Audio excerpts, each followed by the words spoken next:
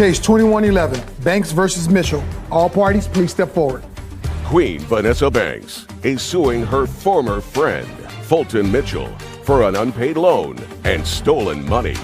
Miss Banks, what kind of work do you do? I'm a city contractor for the city and county of San Francisco. How long have you been working for the city of San Francisco? 30 years. You a full-time employee? No, I'm a contractor, so I'm used as needed. Well, in the last month, how many days have you worked? Like around 40 hours the whole month. How do you support yourself?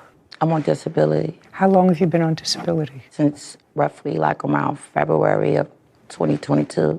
When you applied for disability, were you originally rejected or did they accept your claim? I was rejected 3 times, actually. So when you started collecting in February of 2022, you got a big check for back disability. Yes, ma'am. I know my business. How much of a check did you get? I got $7,000 the first time, and they just submitted me like $8,000 a month or two ago.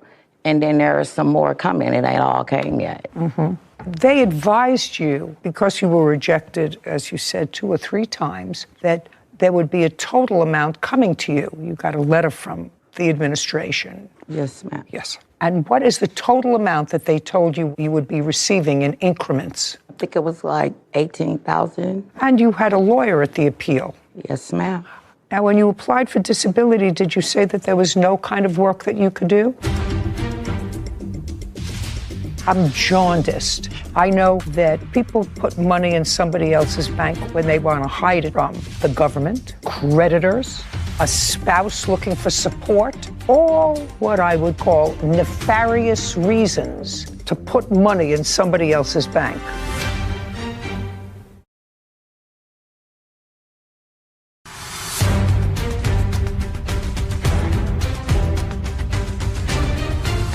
Queen Vanessa Banks claims her former friend, Fulton Mitchell, stole money from their shared bank account.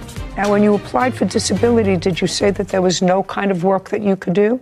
Well, actually... No, not actually. They're giving you $18,000. They said that they should have taken your case when you first applied for disability. So they had to have found that you could not hold gainful employment. That's what it's all about when you get federal disability. Right. Right. So I want to know what this 40 hours a month that you worked last month as an independent contractor. What kind of independent contractor were you?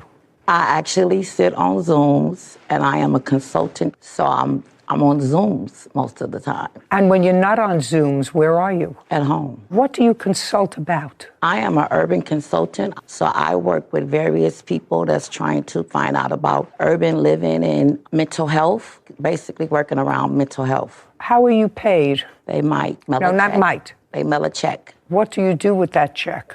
I usually cash it at a store in the community. You cash it. What is your hourly wage? As a consultant? Yeah. I'm usually paid like $130 an hour. And what's the amount of money you get from disability a month, not counting these extra payments for when they denied you disability? $1,000.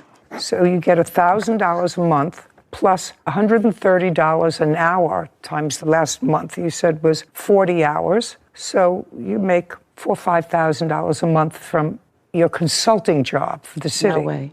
Well, am I correct, Whitney, that Ms. Banks said that she worked about 40 hours last month? Can I explain something? Not No. all. No. She said around 40 hours the whole month. Okay. Would you tell me what she says she earns an hour? It's usually $130 an hour. $5,200. And when you get the checks for these consulting things, you take them and you cash them. That's either a yes or a no. Do you work as a sole independent contractor, or do you have an LLC or a corporation? No, ma'am. So the checks are made out to you? Yes, ma'am. As an independent contractor? Yes, ma'am. You have to pay your own taxes, so you're 1099 from all these people? Yes, ma'am. What did you declare on your taxes last year? I didn't file taxes last year, ma'am. Why not? You said you've been working in this capacity on and off for 30 years. Because, for the ma'am, city. where I come from, a lot of the work it's volunteer work considered, and you are given a stipend. And some of the work I do, sometimes I don't even get paid, but I still do the work. Listen, you know exactly where I'm going. We're two savvy people. When you cash those checks, because this is what the case is about, for some reason, because I'm trying to figure out why somebody puts money into somebody else's bank account, because part of this case is about that. You and Mr. Mitchell became friends, maybe a little bit more than friends, I don't know. At some point, according to you, you gave him money to hold in his bank account because his bank account was closer to where you are and you didn't want to go on two buses to where your bank was. Am I getting that right? Is that what you... No, ma'am. Let's see. I'm telling you why I made these inquiries to you. I was struggling to find a way to get access to my money. I always took the bus to the bank, but during COVID, public transportation shut down. It was completely unreliable, and I was in a bind. This is what you write. When Fulton heard about my problem, he offered to hold my money for me in his bank. He said that he didn't keep any money in that account, so it would be perfect, because his bank was right where I worked. I only know of several reasons why strangers put money in somebody else's account. You know, I may have an account with Sarah. I may have an account with one of my other grandchildren. I have an account with my husband. But I've had a best friend for 70 years, and another best friend for 30 years. And I would never think of putting money in their bank account because there are banks all over the place. I'm just telling you, you know, I'm jaundiced. I know that people put money in somebody else's bank when they want to hide it, when they want to hide it from the government, creditors, a spouse looking for support, a spouse looking for alimony, a contractor who has a judgment against them. All what I would call nefarious reasons to put money in somebody else's bank. But let us say that you did put money in this bank account, and you say that money was withdrawn. Your money was withdrawn from that account to pay his taxes. Is that what you're alleging? Yes, ma'am. Okay. How much was withdrawn from his account that only his name was on? Or was your name on it too? My name is on it too. Oh, there we go. Now I can understand it, why you might owe taxes. I don't know anything about his business, but I can certainly understand that you might. Did you receive notice that the IRS took money out of this bank account, which was then a joint bank account? No, I did not. So if her name was on it too, it was a joint account. It was not. It was my account, and I added her name to my That's okay. That makes it a joint account. Yes. Okay, well, I didn't have that information in here because joint account is absolutely different. Joint account means that the money belongs to both of you. Now, what makes you think that the money that was taken out of the account was to pay his taxes? Because I have proof, Your I'd Honor. like to see it.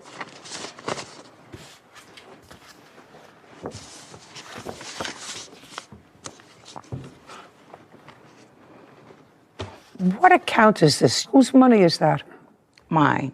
Explain that to me. This is a deposit here for $988.68. What is that? That's when the pandemic hit and the struggles started getting hard trying to get money. And being that me and him was business partners, that's when he decided to try to help me out. You know, I neither have the time or the interest to hear about the nuances of this stuff because I don't have the wherewithal, either emotionally or structurally, to figure out the whole scam. I haven't figured it all out yet, but I'm beginning to figure it out. So you deposited $988 and then withdrew at some point in May. That was on June 9th. I don't have the rest of it here, but you withdrew $1,600 from that account on May 25th. Do you remember what that was for? May 25th? Yeah, May 25th, $1,600. June 3rd, tax levy, $2,711. The May 25th is because that's my daughter's birthday, and I spent time with my daughter. And then the June 3rd tax levy is why I'm here with you today. What kind of business were you in together with the defendant? You want me to answer that? No, you answer it. What type of business were you together? He works for the city and county. I'm a grassroots organizer, so I work within his organization so that we can do things together. That's not true. Your Honor, I have proof. I do work with his organization. I'm putting on a Halloween event. I don't Here's care. his logo Let's understand each other. I don't care because something doesn't smell right for me. And if something doesn't smell right with this nose, it's usually accurate. Usually. You said you took out $1,000. When and for what purpose? I took out the $1,000 and I gave it to Miss Banks. That's not what you said. What did I say, Mr. It's not what you said. It's not what you swore to.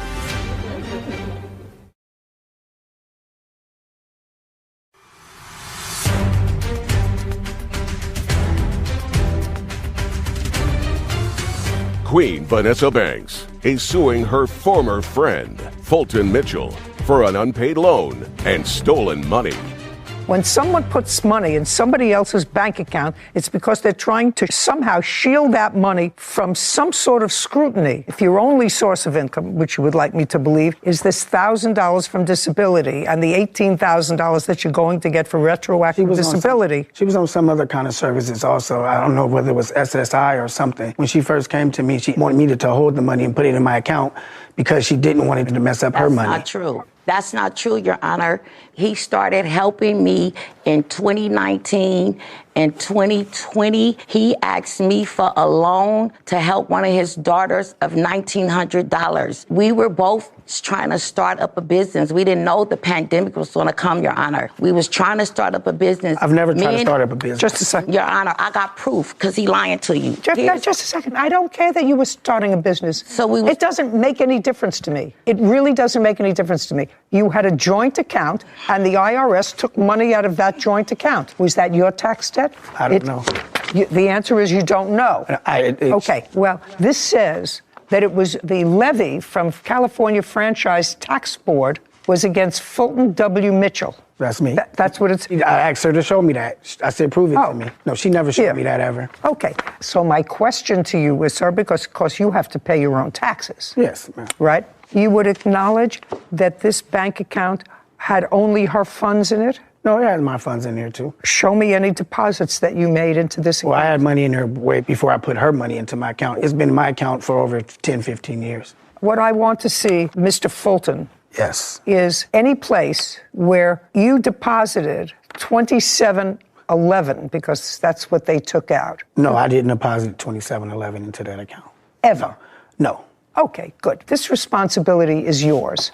You would acknowledge that it's yours. Yes. Okay, so that's $2,700, which you in fact owe her. She probably owes IRS or the state of California more money because I'm not sure that they know where all this money is going.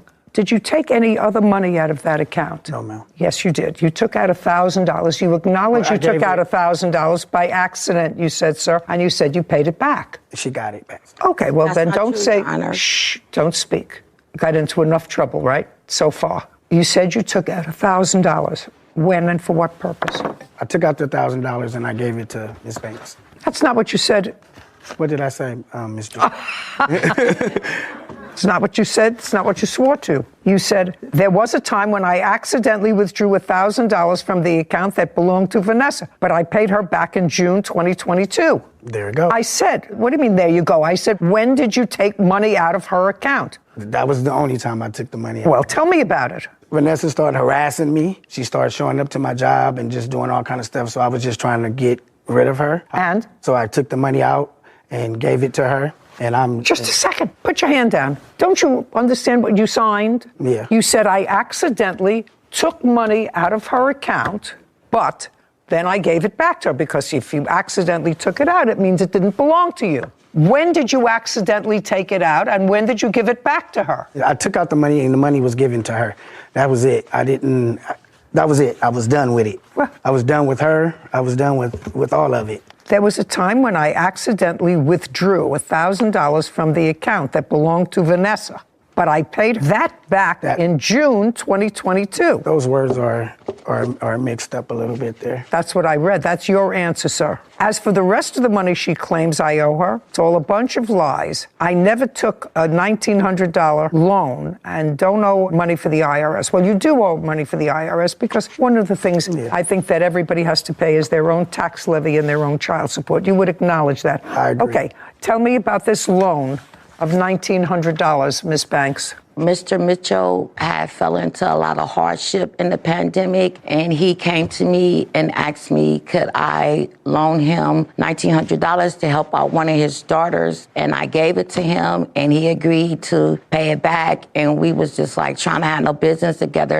And I thought he was a friend. Show me proof that you gave him $1,900. It was cash, Your Honor. The $1,000 he's saying he handed me back in June, that was from the $1,900. I'm not following you, madam. Are you saying that he in total owed you, forget the IRS, $2,900, $1,000 that he took in 19? He asked for $1,900 Never asked cash. you for $1,900. I gave him $1,900 in cash. Not true. Then he paid me back $1,000 in June of 2022. You have money in my account. Why would I ask you for $1,900? I would just go in there and grab it. That makes no sense. Just a second. Why are you talking to her? I'm sorry. Where do you think you are? I'm sorry. I apologize. She's never given me no $1,900. She's never given me anything in cash, period, ever. I have proof. I'm willing to look at it. Yes, I told him that I needed to move forward with it, and if he don't give me what I need, I'll put it in writing.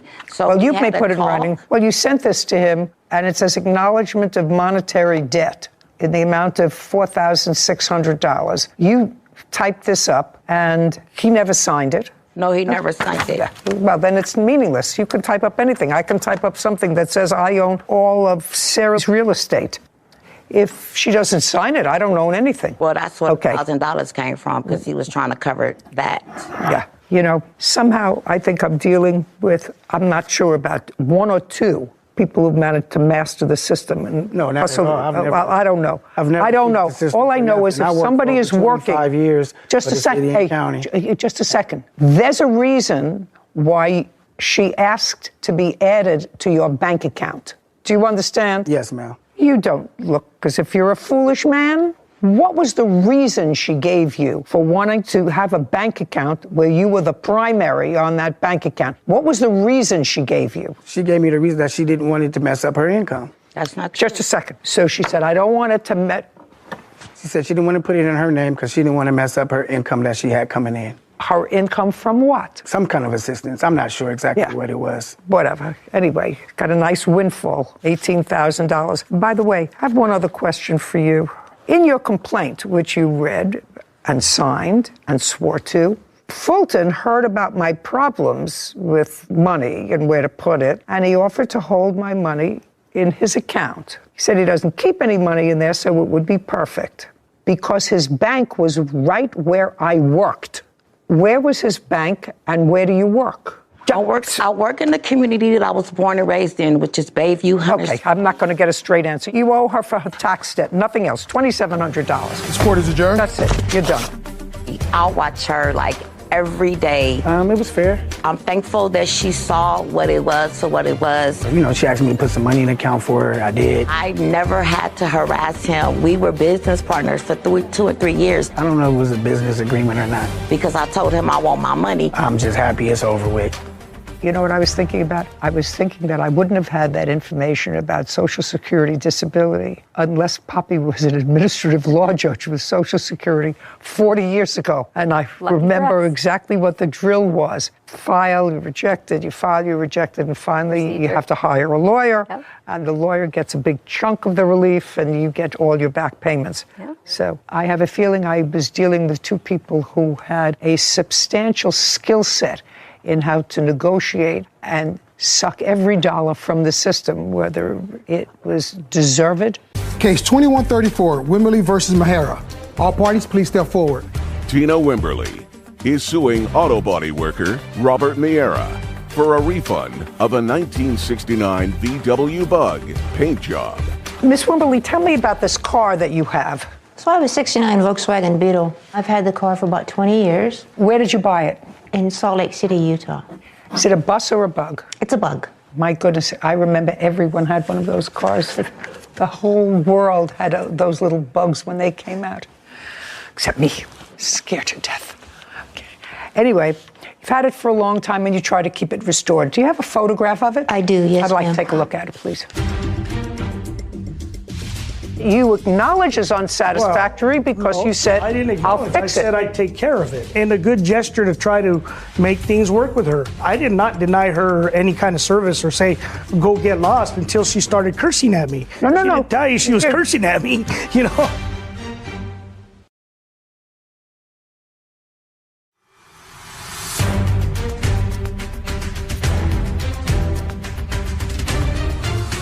Tina Wimberly claims auto body worker Robert Miera owes a refund on a 1969 VW Bug paint job. As you're getting that, the case is simple. You want your money back for a bad paint job that you say that Mr. Miera did on the car. Okay. So this is a picture of the car before he painted it? No, ma'am, that's after. Oh, that's after? Yes. Oh, doesn't look bad. From afar. Listen, when you're born in 1964, everything looks better from afar.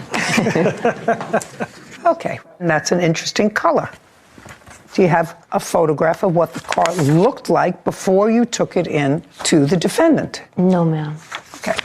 But I have pictures of after the bubbling that it's doing. Yeah, I'll take a look at it.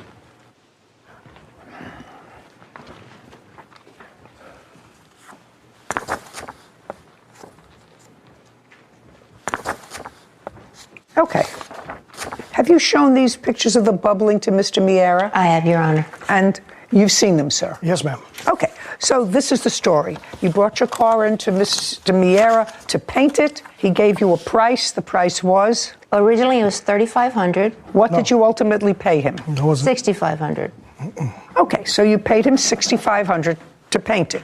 When had you brought him the car? In January Of what year? 2021. And when did you pick the car up from him? May of 21. I was moving from Albuquerque, New Mexico to Louisiana, and as May got closer and closer, I kept telling him, I'm leaving. You Okay, know. the car was there from January until May. Yes, ma'am. You picked the car up in May. Was it ready in May? Yes, ma'am. When she picked it up? Yes, it was ready when she picked it up. When had you painted it? Probably painted it at the beginning of April. No, ma'am. Is that when you started sanding it down, I assume? Oh, no, she actually sanded the car down herself. So the car was completely sanded when you got it? No, it wasn't completely sanded. We had an agreement that she was supposed to help me repair the car. You know, that's why I gave her a price that I did, because she wanted to help and learn how the process went. Okay. So just look up for me. So I gave her 1969 VW Bug. So I gave her Funded the under chance classic cars. to Okay. learn the But process. you say it was ready when she picked it up. Yes. Okay. And she showed you the pictures of the bubbling on the car. Yes. And she paid you $6,500. Yes. Well, I would have a trouble with that bubbling myself. Of course, I understand. So, I offered to fix the car. and? She didn't want to bring it back. Well, that's far trip for her to bring it back. Well, that's all I can do. I can offer to fix it, you know. Well, by offering to fix it, you acknowledge that I would say, as a layperson, this is not what I would Well, expect. I said This was not what I would expect Yes. if I paid $6,000 Of course. to paint a car. And what steps, because this bubbling seems to be in various spots of the car, so it's impossible, and I'm a layperson, you know, I went to law school. Yeah. I didn't go to mechanic school or painting school, but I've lived a long time, and when you have spots like this on anything, either a wall or a car, you can't just spot fix it, right? No, you can spot fix it. It's all over the car, Your Just a Honor. second. Yeah. Well, it's been my experience that you can't spot fix it because this is a bright color. It was done now almost a year and a half ago, and you're not going to be able to match colors because car colors like bright ones fade. So if you just do it in spots, it'll look like a leopard. Well, not necessarily. Not necessarily. There's ways to adjust the paint, the color of the paint. Well, you can tint the Mr. paint. Miera, she is not bringing the car to New Mexico when she now lives in Louisiana. Yes, Because indeed. that would cost her. I know I transport cars of mine when I move around, and that's very expensive. Not quite as expensive as the paint job, but close, which would mean she would have to incur a substantial expense to get you back the car from a paint job that clearly was unsatisfactory. Well, that you acknowledge is unsatisfactory because no, you said, I didn't acknowledge. I'll fix I said I'd take care of it in a good gesture to try to make things work with her. I did not deny her any kind of service or say, go get lost until she started cursing at me. No. She didn't tell you she was cursing at me, you know?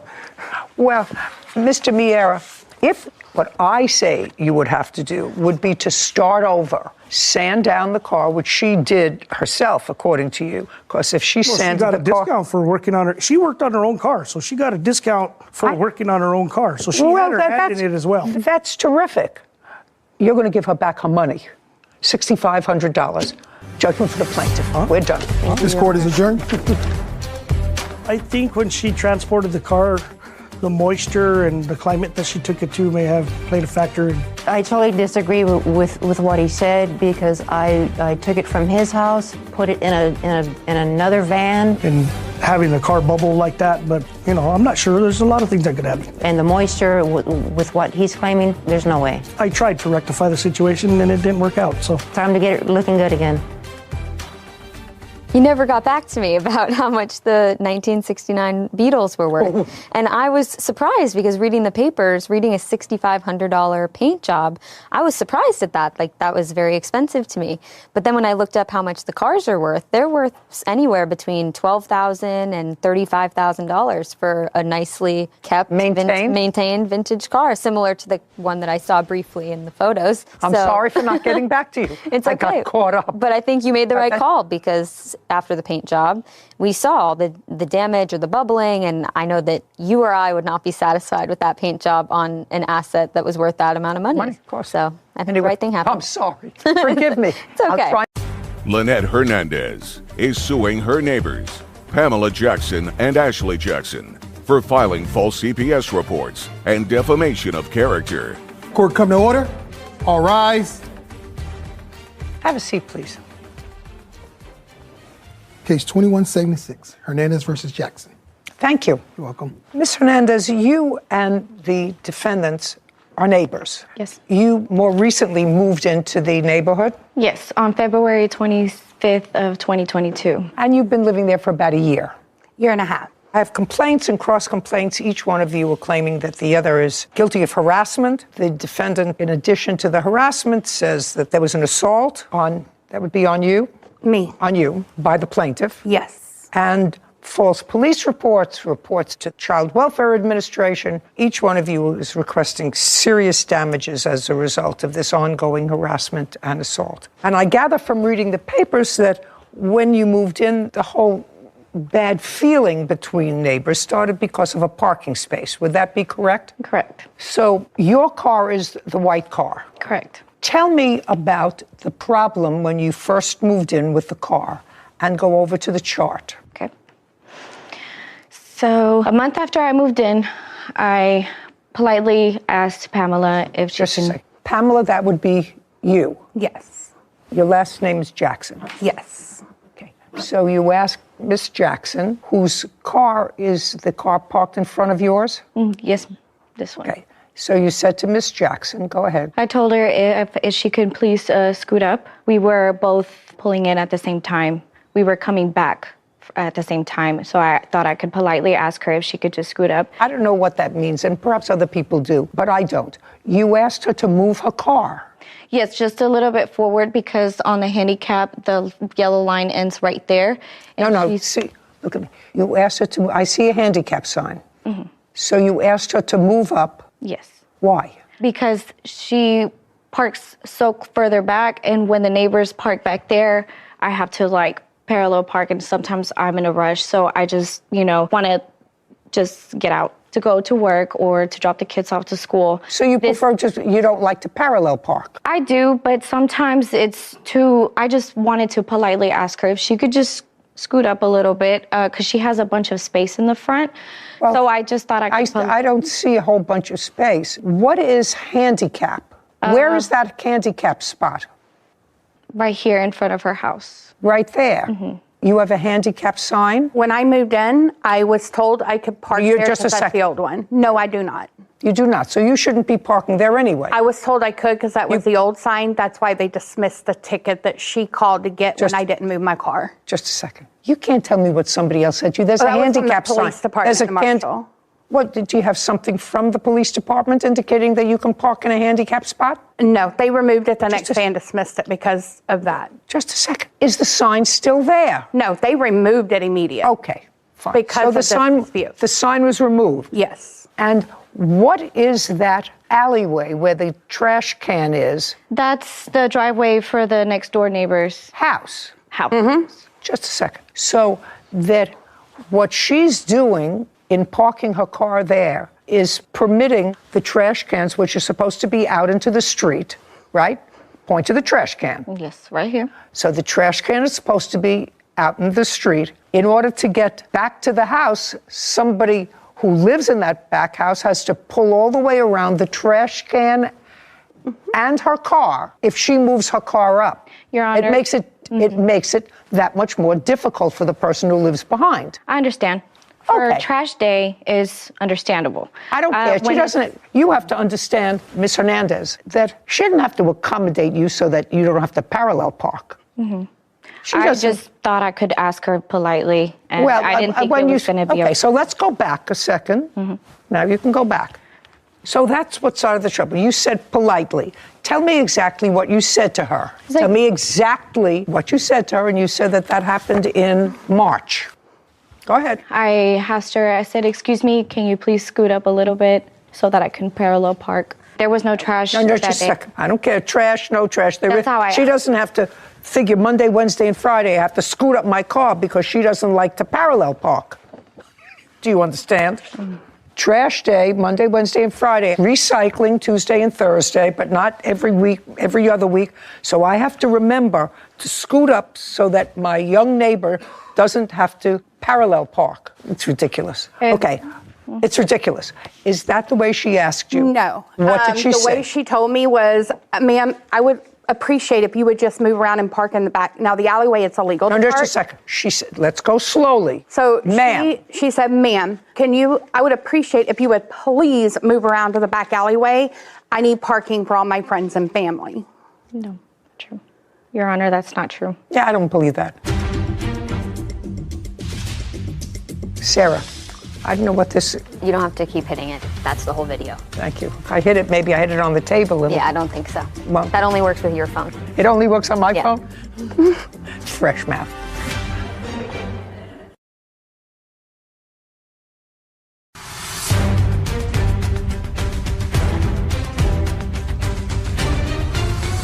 Lynette Hernandez claims her neighbor, Pamela Jackson, filed false CPS reports and defamed her. Pamela is countersuing for an assault. Okay, she asked you to move. And you said to her, your response to her was, it's a public street, I'll park where I want to park. I tried to explain to her I have arthritis, so if you'll see, I park where I can walk around my car and go up the walkway. I don't care. You don't have to justify it to me. I asked you the question. You responded what? What did you... The way I responded was for... Think. If you don't remember, say I don't remember. Don't make it up. I remember because I've stated this the whole time. Every time, even the police have sat there and asked why I parked there because she's called the police over this multiple times. I have even explained to them I park the way I do. I want you to tell me. I told her, I says, I'm older. I have arthritis. I park where I do to be able to use my walkway. Her response was, you'll have a better access to your walkway if you pull up. I said, no, the person on my passenger side would. Then I have to go up in the grass. I need the walkway for stability because I've already had one fall. Okay, whatever. You told her I can't accommodate you. Yes. Your Honor, that's not true because it didn't take that long. She got in her car and she actually got in and she scooted up. And she moved up a little bit. She moved up a little bit because the trash can wasn't there. Okay, so you asked her, ma'am, could you move up a little bit? And so what you're telling me is she accommodated you. She did. And she didn't say anything to you. So I thought it was okay. And then what happened? And then whenever I was parking, I got off and I told her, I was like, thank you. And then that's when she got upset. No. In March, what you're saying is you asked her to scoot up, and she did. And she did. When was the next date that something happened with the car? April 6th, she called the cops for the first time because she parked. That's how she parked. She parked very close to my car, as you can see on the picture. She started parking close to me like that. She called the cops for the first time. Just a second. That photograph was taken April 6th? Yes, ma'am. Of 2022? Yes, ma'am. Okay. And you were parked right in front of your house? Yes, ma'am. First. And she parked in front of you? Correct. And you're telling me that she called the police? Mm-hmm. Correct. Is that correct? No. Okay. Show me that she called the police on April 6th. She did? She called the police and then she was telling them that... No. Can't tell me what she was telling them.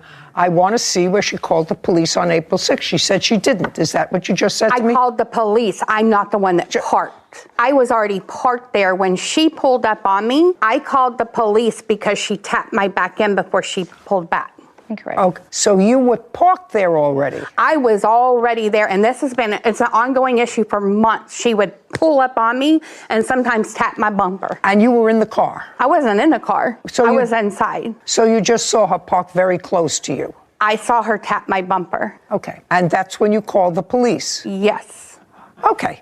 And she knew because she was recording me calling them. Do you have that? It's even on her TikTok. I'd like to see. I do, because she was lying to them and said that I hit her car, and I did not hit her car. Which shows she was the one pulling in. Well, but the scenario that she's telling Ms. Hernandez, that she's telling me, is different from what you told me. So let's get it clear. Was her car parked there first or yours? Mine was parked there first. And she says hers was parked there first. That means that she would have to back into that spot, whatever it was. And she did. Just a second. That's what you want me. She backed into that spot and backed in very close to your car. Yes. I don't believe that. This is. I don't believe that. That doesn't. Okay. I don't believe that. You're going to have to prove that to me, because that would be silly. I see what you're showing me.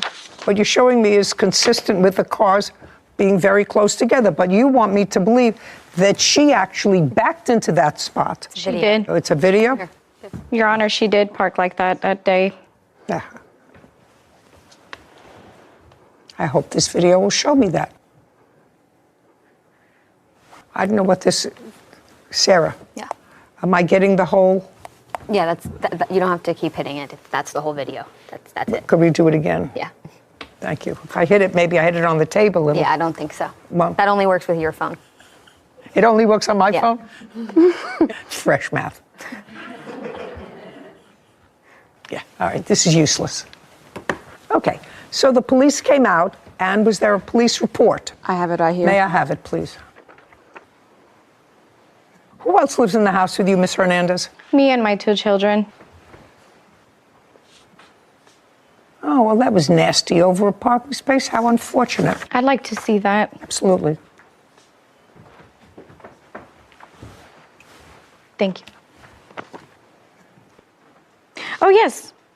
The officer actually didn't believe her because there was nothing on her car. Doesn't have to be anything on her car. But she's you making... You tap somebody's bumper, there isn't always damage. That's close enough for me. Okay, give me the paper back. The officer did not believe her because she lied. She made false accusations, saying that I was threatening her with a knife and with a baby in my arm. Officer didn't believe her because... Don't tell me what the officer believed or what the officer didn't believe, madam. It's irrelevant what you think the officer believed. If the officer was here, I would question the officer. Okay, it all started over a parking space. And you have to understand, I'm not sympathetic with you. You move into a neighborhood, something is established in the neighborhood, because I'm sure she didn't wait to park in that spot just when you moved in. That's where she's been parking her car. It's not that you don't have a place to park. You have a place to park in front of your house. Mm-hmm. That's the defendant's house. Her car is parked right in front of her house. Mm-hmm. You have a place to park. Your car is parked right in front of your house. You want her to move to make it easier for you so that you don't have to struggle to park, so you could just scoot in and scoot out. I just didn't want to risk hitting her car for being in a garage because the people behind me would park pretty close up. Who cares? It's a public street. I don't care if you park on Mars. Mm-hmm. Then park someplace else on the street. It would bother me if that was my driveway and there was a car that was right up to the edge of that driveway, causing me to have to swing out wide every time I pulled into my driveway. And I couldn't do it during trash days because it's even a wider turn. Also that you didn't have to parallel park. I'm telling you, I'm not sympathetic with that. You're not entitled to a public street parking spot. That's sort of an entitlement that what generation? Gen Z. Gen Z. This is going to cause the demise of this country.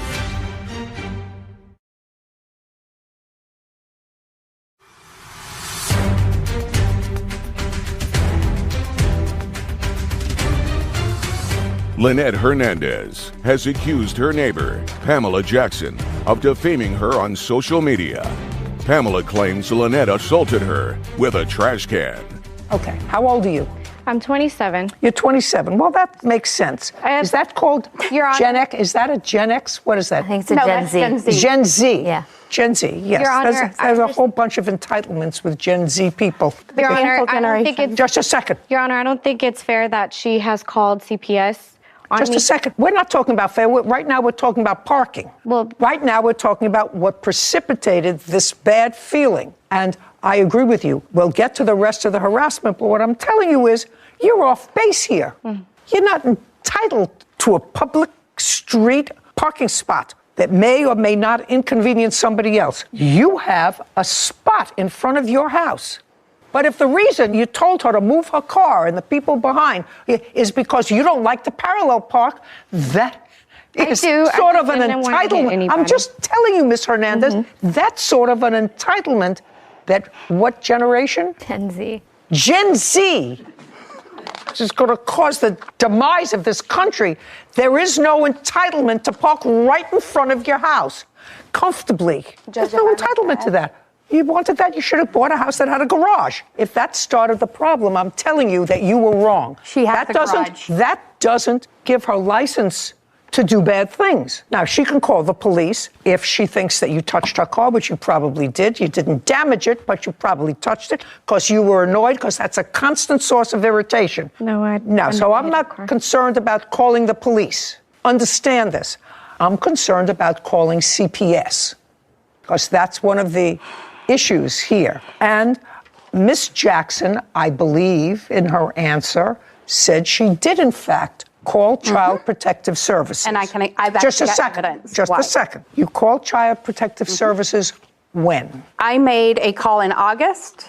Was it August or September? If you don't remember, you don't remember. You made a call to Child Protective Services based on 2 times. Twice. Well, there was the most recent one, so it's 3. So the first one. Just a second.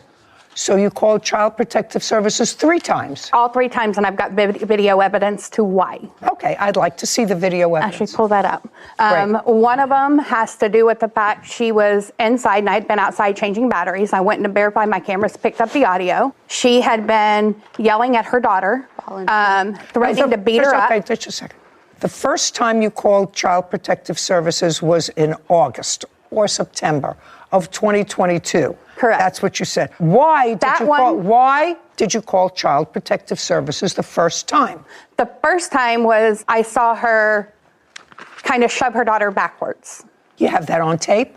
Did you find the tape on that one? Yes. I'd like to see it. Your Honor, they did not call CPS in August. Just a second. She says she did. August or September. So she's trying to claim earlier that I called in February, but that wasn't me. She had another situation going on. She even told the cop if it hadn't been for her telling me not to move my car, she wouldn't believe I was the one that called. Okay. Because she called the police on that.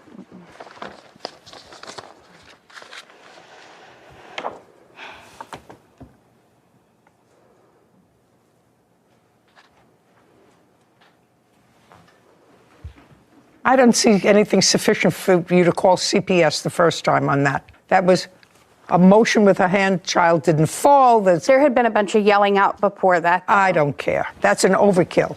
What's next? When's the next time you called? The next time I called, and she's got the video she can pull up for you. She was inside. I was changing my battery. She yelled at her daughter to get down. Where was her daughter? They were inside. So you heard her yelling at her daughter? Heard her yelling at her daughter to get down, or next time she does it, she's going to beat her up. And then we heard break your neck. Okay. And you videoed that? Yes, we even showed that to the police. Okay. Your Honor, I'd that like to wasn't see me. it. Looking at it, so far you...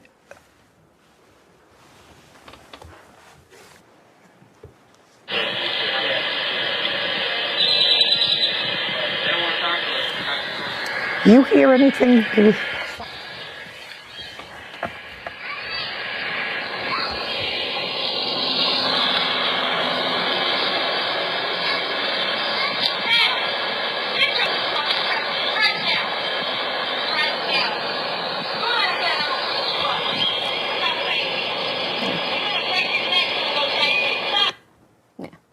She says, Your Honor, I'm gonna that's beat you not up, me. and if you don't listen, I'm going to break your neck.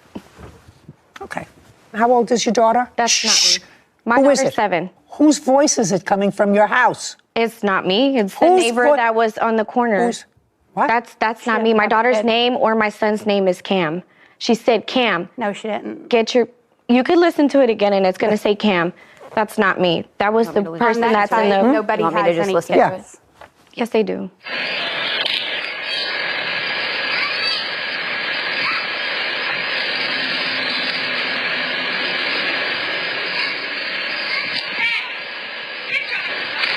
And she says, hey, get off the couch right now. I'm going to beat you up.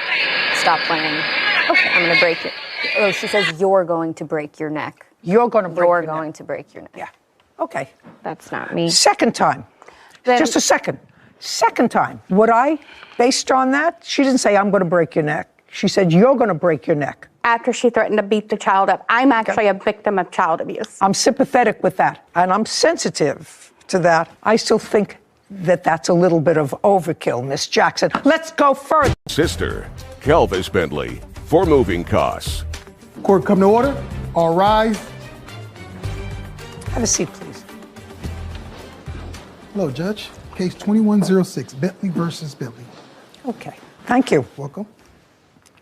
Miss Bentley, this is your sister. Yes. The case is relatively simple. Your mom passed away a couple of years ago. There was a house full of furniture that belonged to your mother. According to what I've read, and this is broad strokes, according to what I read, your sister, what's your first name? Kelvis. Put your mother's property in a storage unit. Excuse me. It was already in storage. Who had put it into storage? My mom put it in storage. My mom was terminally ill, and she put it in storage 3 months before she passed away. Is that correct? Yes. On what date did your mom pass? November the 8th, 2018. So it would have been in storage since August of 2018. Correct. From August till November, who paid for the storage unit? I have been paying it. And how much is it every month? Right now it's $209, but it was $182 in the beginning. But about $200 a month, and it's been 3 years. Yes, I've been paying that every month. This is what your case is about. You say that you gave your sister $900 for the purpose of traveling, getting your mother's things out of storage so that you could all disperse your mother's property. Yes, but the amount is incorrect. What's the amount? I gave her $800. Okay, $800. Yes. In order to get your mother's furniture to where you live, so that you could separate the furniture and the family could take what they wanted or needed of the property, correct? That's correct. Good. Then COVID struck, your sister didn't use that money to travel, to hire truckers, to move the furniture, and you want that money back.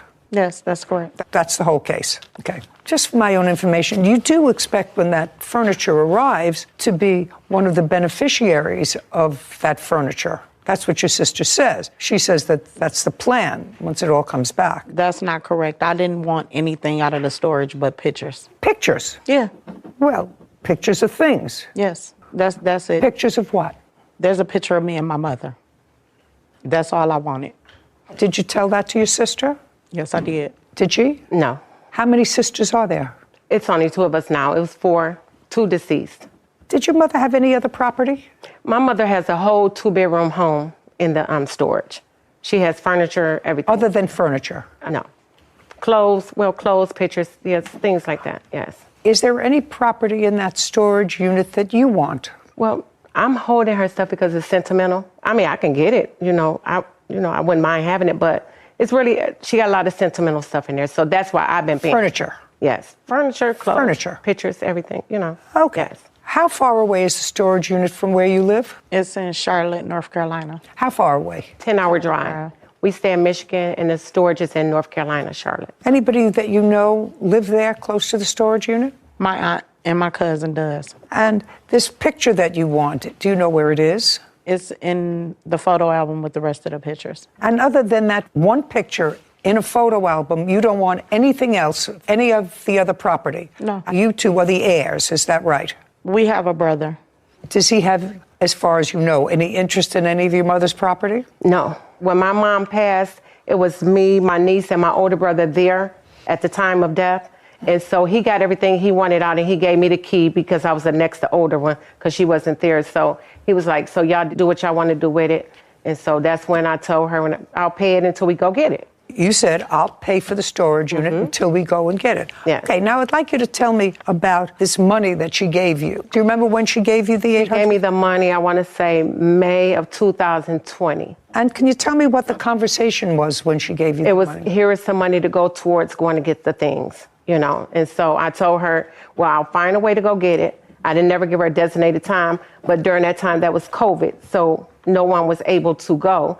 And so I was going to go this year because I just signed the papers to go and go get the stuff, but no one still was able to go. She never once said that this was money loaned to go get it. No. Oh, I'm sorry. No, she had designated it to go and get the property. Yes. And you didn't use it to go and get the property. I used it towards the storage. No. I'm sorry. Go ahead. No. The answer is no. No. So that's what her complaint is, that it wasn't used for its intended purpose, which was to go rent a truck, movers, and bring the property to where you both live. Okay, and she did give you $800. Yes. Okay, and Miss Bentley, you're prepared to sign a document that indicates that the only property you want from storage is a photograph of you and your mother that's in a photo album. Yes. That you want nothing else, that everything else belongs to either your sister or any other heirs that have a legitimate claim on any of that property, but you want nothing else. That's fine.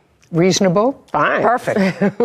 I'm entering a judgment for the plaintiff in the amount of $800 with the proviso that the plaintiff will, in fact, sign that document indicating she wants nothing but one photograph from the storage unit. I gave her $150 back. Did she give you $150 back? She did give me $150 back. You paid her back. So she goes, you're $650. Judgment for the plaintiff, $650. Thank you very much. Thank you. This court is adjourned. It was my mother's stuff. I just was trying to get the stuff. It was in storage for long enough. We haven't talked in the whole year. We're not close. You know, all she wanted is a picture. I give her a picture. At least I got what I wanted. We still sisters. Still love her. Those look like two nice sisters. And I think part of that problem is the intervention of COVID, which really turned everybody's life upside down. Especially family units. Family units, because I think that was the intention, that she was going to pay for it to all be brought up, use that money, and then they would go through the property and decide who wanted what and what would be disposed of. It's not an egregious case of misappropriation of funds. All well-intentioned, I think. Well-intentioned. I thought it was a sweet case. His former landlords, Diana and Donald Back, for an illegal eviction, security deposits, and an assault. Court come to order. All rise. Have a seat, please. Hello, Judge. Case 2085, Schumann versus Back. Thank you. You're welcome. Mr. Schumann, Yes, Your Honor. I assume this is your wife? My girlfriend. Girlfriend. And my son, Blake. And your girlfriend is here just for moral support? She wasn't living with you in the house? She wasn't living with me, no, but she was. Sit down. I was a witness. Sit. A part of it. Sit down. A big part of it. She was not living at the house? No. Good. Just you and your son? Yes. And you were tenants of Mr. and Mrs. Back for how long? I think it was 6 years. Starting when? When did I sign the lease? August 2016. Don't help him. Okay. Yeah. Yeah, 8/1/16. And which unit do you rent? Because they also live in the house. Yeah, it's 3 floors. I have the middle, and the top is just a little loft. Comes with a little loft. And did you move in there with your son? No, in the beginning, no. He wasn't with me. Was it just you? It was just me. And when did he move in? Probably 2 years later. 2018? Yeah. How old is he? He's 15. Now, in 2016, everything going well with your landlord? Yeah. Same landlord? Yes. What about 2017? Everything's good. Everything's going fine. 18, Must have been going fine because you brought your son in to live with you. We did have a few incidences that I had to call the police then. Okay, so in 2018, you had to call the police. Yes. When in 2018? First time Mrs. Back came, and she had a problem with Blake. She said he walked too hard upstairs. Okay. Now, before Blake came with you, with whom was he living? With his mother. How long was he living with his mother? Since he, Since he was born? Yeah, since birth. And did you visit with him before he came to live with you? Yeah, I had him every other weekend and Tuesdays and Thursdays. So something must have happened in 2018 because he's 15 years old, he's in high school. You want to tell me the reason?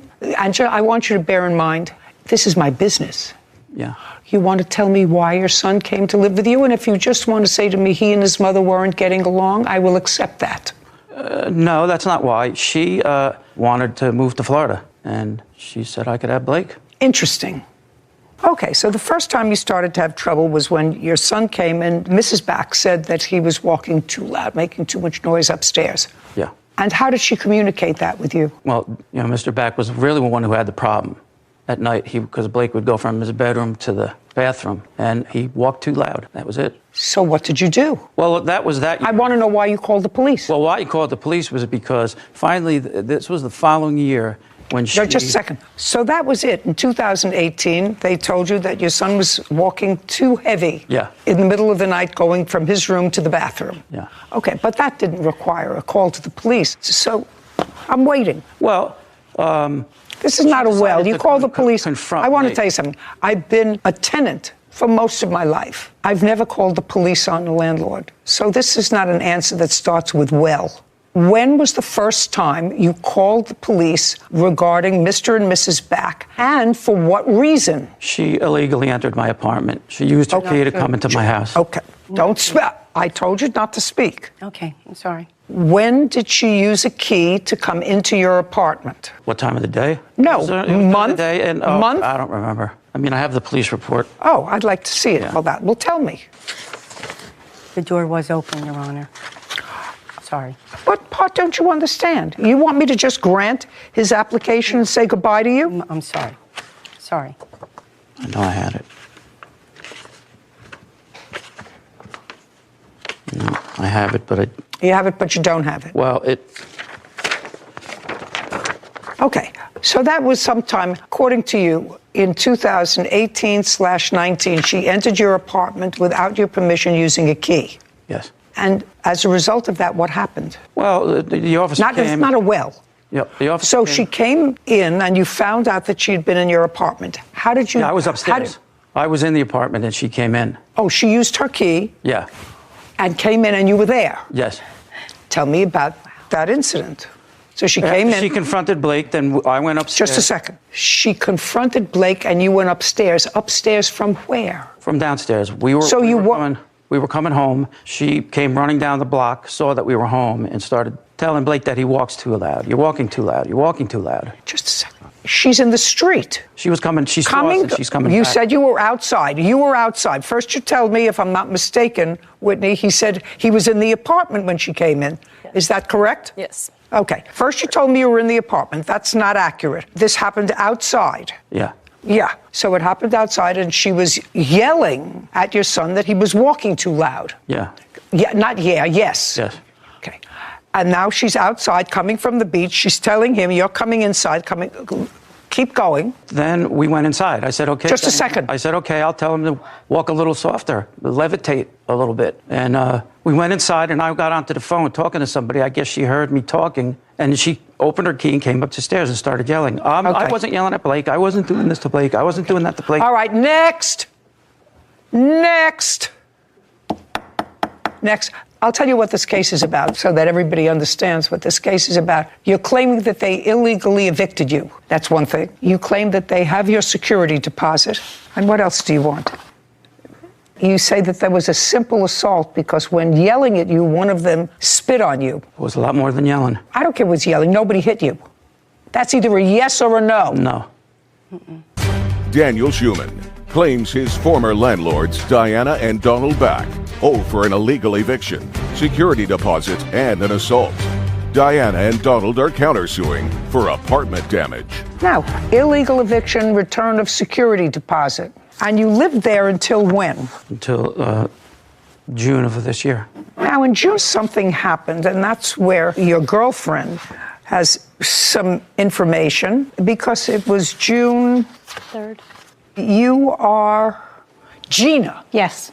Perfect. You and Gina were in bed asleep. Does Gina have her own car? Yes. Do you have a car? Yes. So that's 2 cars. Yes. Where are you supposed to park? Well, we don't have a driveway, so you can park on the street if you want. Okay, so you weren't parked anywhere near the house? No, across the street. Correct? Yes. So his cars weren't blocking yours? Yes, they were. Where was your car parked? My car was parked out front behind his disabled spot that he has for himself and only him.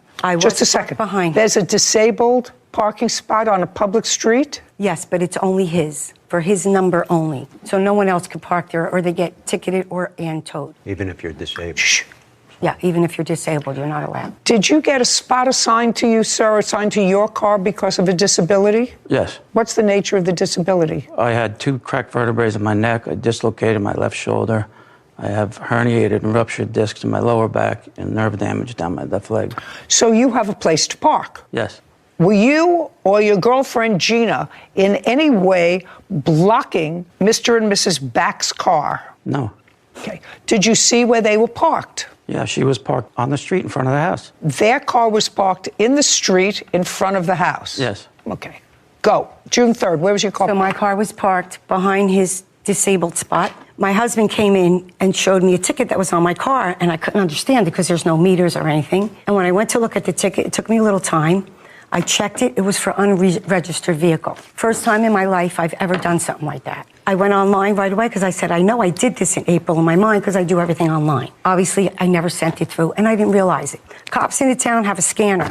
They scanned my card. They gave me a ticket. I'm responsible for that. I understand that. But when I spoke to the cop, he said... No, don't tell me what the cop said. I can get a ticket every 12 hours. So I panicked. I said, okay, I'm going to try. Now I understand what's happened. But I needed to get my car Just off a the second. road. So now I understand what happened. She got a ticket parking on the street. And the ticket for parking on the street was for having an unregistered vehicle. Yes. Your car was not parked in your designated handicapped spot. Instead, you and Gina were parked in the street. Yes. So she came to you to ask you to take your car and put it in your handicapped spot so that she could park in the driveway. No. Well, we just asked for, just needed one of them. Can you see, Just a look second. at this picture? Just a second. And then you'll understand what I mean. You asked one of them to move their car? I tried to just get in touch with both of them at this, just get their attention. You said, Miss Back, no to me very fast. I want you to listen to what I ask them said. to go in. There's 6 parking spots on this lot. So I didn't need him to go in his spot, is what I'm trying to say. It doesn't matter. I just needed him You need to move? get through. He could have stayed there the whole night if he wanted to. Okay. And what time was this? My husband walked in about 20 to 9. I started to look it up, thinking that something was wrong. By the time I figured that out, then I knocked on the door. Just a second. No Give me a answer. time that you went to his door to knock at the door. I started knocking on the door about 9 o'clock, a little bit after, maybe 9 o'clock. And then I proceeded to text, and I proceeded to call. Okay. Now, prior to that, Mr. Schumann, prior to that date, at about 9 o'clock, when was the time immediately prior that you called the police about the behavior or a complaint about Mr. and Mrs. That was Back? after. Shh. Okay. What don't you understand? When I called the police, it was probably about 9:45. No, prior to that night, when she wanted you to move your car, when was the time immediately preceding that you called the police about any conduct of Mr. and Mrs. Back? Yeah, I don't remember the date. Give me the month and year. Oh, wow. It was... So far, we have maybe 2018. Maybe 2020. So that was the second time that you've called the police? Yeah. I'm sorry. You keep saying that. Okay. 2020. What was that about? What that was about was she was downstairs with her friends. They were smoking so much marijuana that we couldn't breathe on the second and third floor. And Mrs. Zanino called her and said, you guys got to knock it off. You got to stop. We can't breathe up here. Had to open the windows, had to turn on fans, and I had Blake there. May I see the police report? That one I don't have. They wouldn't give it to me. They said because... Just a second. That they said you don't have that police report, but that you called because of smoking marijuana. Yes. Okay. And that was the time immediately preceding the call at 9:45 in June of 2022. Yes. There were no calls in between. No. Is that correct? One after, but not before. One after? 2 days later. 2 days after the altercation. Yeah. After the altercation. Okay. So now, according to you, you and Gina are in bed, sound asleep at 9 o'clock. Yeah. Where is your son? He's downstairs on the second floor. That's where his bedroom is. Okay. But downstairs, when you want to get in, do you get in from the second floor or the third? Come in the house, you got to come in from the first floor. And then walk up a flight of stairs. So you have to pass where your son is. Your son is on the second floor. Oh, yeah. If I'm going up to the loft, the bedroom door is right there. Yeah. Okay. What's your son's first name? Blake. Blake, stand up. Move over next to your father. You're 15 years old? Yes. 15-year-olds don't go to sleep at 9 o'clock at night. June 3rd, 2022. Where were you? I was in the bathroom. You were in the bathroom? Yes. All night? No, not all night. Well, when were you in the bathroom? Around 9:30. When did you hear banging on the door? It was around that time. It was around 9:30? Yes. What did you do? Well, I didn't know what was going on. No, you heard banging at the door? Yes. Did somebody say something? Not well. Look at me. All you have to do is remember this. Don't speak, Mr. Schumann. Don't speak to him. No, he's nervous. Don't speak to him. He won't have to be nervous if he tells the truth. So you see, you just have to cool it. Do you understand? Yes, Your Honor. Perfect. You have people who call the police on you all the time. You're going to get down on the ground, kiss the ground, and say, thank God for they're not in my house anymore. Do you understand? Kind of. He's happy. What do you mean, kind of? Well, what do you I mean, wasn't ready for the change at the time. Oh, you sound ridiculous. You sound ridiculous.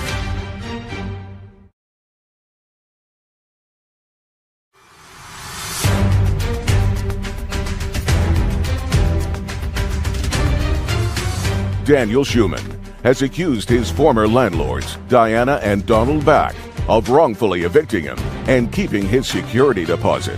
You came here. You brought him.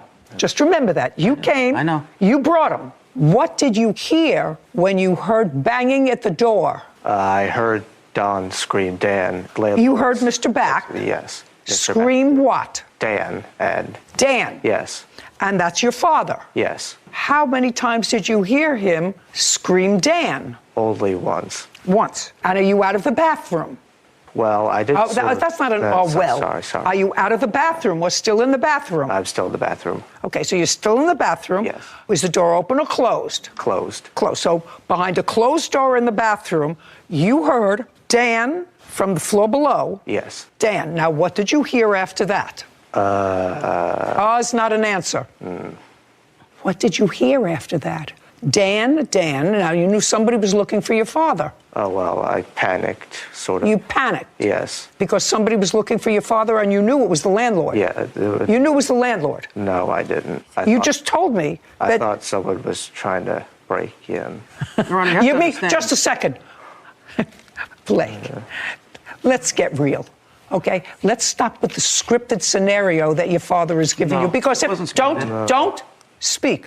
Because at 9 o'clock at night, if somebody is banging at the door and calling your father's name, then it doesn't sound like a break-in to me. If somebody's banging at my door and somebody is yelling out, Nana, Nana, I know they're not trying to break into my house. It wasn't. Do you understand? Do you understand? It was the whole house was shaking. Okay. The entire house. Mr. Schumann, I'm not speaking to you. Do you understand? You brought this ridiculous lawsuit. You brought this ridiculous lawsuit. The truth has to be told. I can't tell. Just a second. Because they're lying. Mr. Schumann, no, you're lying. You're lying. Mr. Schumann, you brought this ridiculous lawsuit, except for one thing. I'm finished with you. Sit down.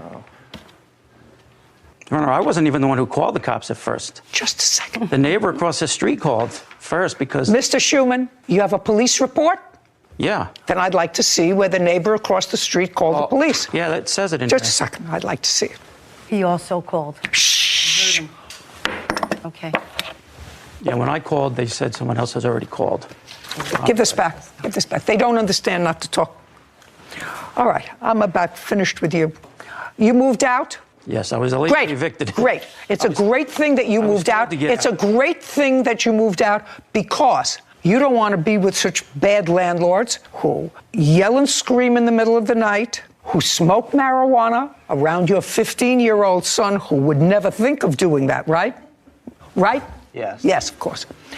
And so it's a good thing that you found someplace else to go. Well, it is a good thing. It's a very, very good thing. Stress that's off me now. Perfect. Then it's what we call a mitzvah that you moved out. Okay? The only thing that I'm entertaining on either side is on your side, the return of your security deposit. Do you understand? Yes. How much was your security deposit? $1,750. When you left, did you get any of your security deposit back? No. What date did you leave? It was the last day of June. So it was June 30th. And you paid June's rent? Yes. So now you're going to have to explain to me, Mr. and Mrs. Back, and I think I'm going to go to Mrs. Back, why you kept their security deposit. Well, Your Honor, he signed a lease when he first moved in. Just tell me why you kept their security Because deposit. he was asked to give me 60 days notice, written 60 days notice. Forget it. There are people who call the police on you all the time. You're going to get down on the ground, kiss the ground, and say, thank God for they're not in my house anymore. Do you understand?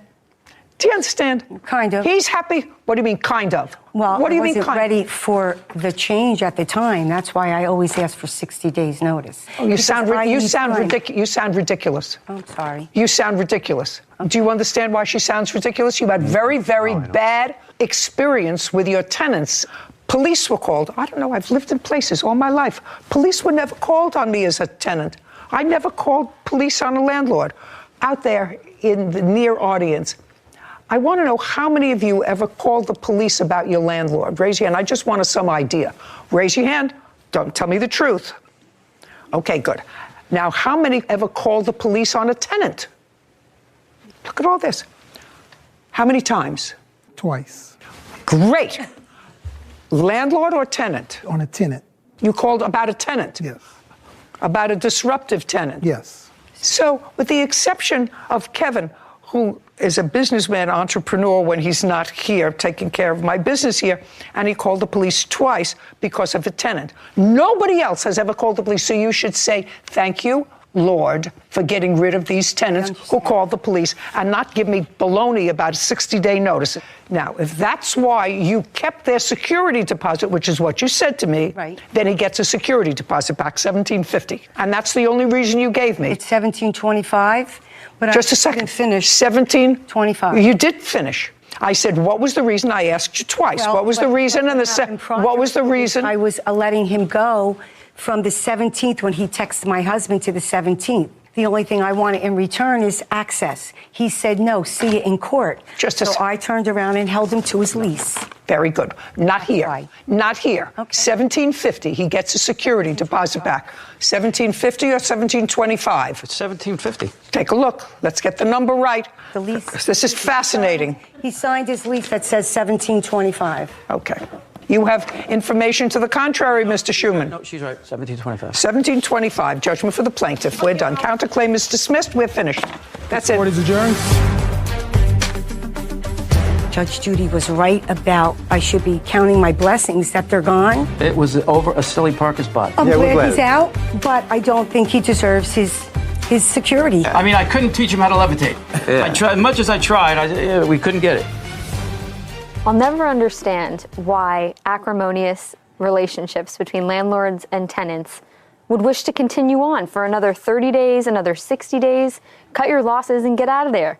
And that's what happened. And the defendant's answer that, well, he was supposed to give me 60 days notice. Why would you want him there for another 60 days? It's called the police on you, as far as we know, at least 3 times. Yes. Whatever. It was just a bad scene. And for some reason, he didn't park at his assigned spot because of his handicap. He parked, whatever. I think everyone should just cut their losses and move on and be happy. Life is so short. Brock is suing horse breeder Jessica Austin for the deposit on a horse. Court come to order. All rise. Have a seat, please. Hello, Judge. Case 2136, Deppenbrock versus Austin. Thank you. You're welcome. Dippenbrock. Yes. You bought a foal which is a baby horse, in utero, which means that the horse had not yet had this foal, but you wanted to place an order for it, and Miss Austin is in that business. Correct. You entered into a contract. By the way, what is the gestation period of a horse? Roughly 340 days. And at what period in the horse's pregnancy did you enter into this contract with the plaintiff? Roughly 3.5 months into the gestation. Okay. Did you have a written contract? Yes, Your Honor. I'd like to take a look at it because this is a contract action. And it is your claim that you made a substantial deposit, over $3,000, for the horse, that when the horse was born, it did not meet the specifications of this contract. You wanted your money back. The defendant says that's not true, correct, that the horse did meet all of the requirements of this contract. The one specifically that you're referring to is something in this contract, which I will read, I assume, that says that the horse must be, once born, insurable within the first 2 days or 48 hours of its birth, and that this horse was not insurable within 48 hours, and therefore you decided to terminate the contract. That's your position, correct? Yes, Your Honor, and it's your position that the horse was in fact insurable. You say you can prove that because you did in fact get insurance on the horse within 48 hours of the horse's birth? And so... No, don't.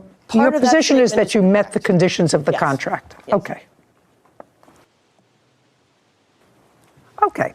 The deposit for 25% of the purchase price, the seller agrees to hold the foal off market exclusively for the buyer until the foal reaches 48 hours old and is deemed insurable. Well, does that mean that foal is taken from the mother and transferred? No. So the foal stays with the mother until it's how old? I choose to wean at 6 months because they seem to be better adjusted if you wait until that period. Okay, and it's not that you can't get insurance, it's that a live, healthy foal is defined as a foal that is deemed insurable at 48 hours old. And if the mare fails to produce a live, healthy foal, then the buyer may request a refund of the deposit or a credit towards another purchase. Okay, so the foal was born when? June 9th, 2022 at roughly 5:30 in the morning. Okay, your case, your proof. Okay, so I had to find out the foal was born through Facebook. Okay, whatever. Never notified me, and then I went to see the foal when it was a day old on Thursday. 1 day old? I mean, well, not even 12 hours old, basically. Okay, so it was not a day old, it was 12 hours old. Correct, I'm sorry, 12 hours old. June 10th, she told me that that would be out at 9:30 in the morning to do the routine foal exam, and I had requested to be notified of the results. Just tell me about the contract. The foal is born alive and is how old now? She turned 5 months old on the 9th of this month. Have pictures of her? I do. I'd like to see.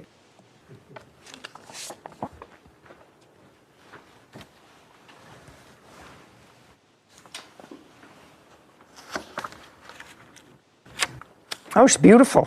Thank you. Have you seen her? I have. Recently? No. Would you show the plaintiff these photographs? Yes.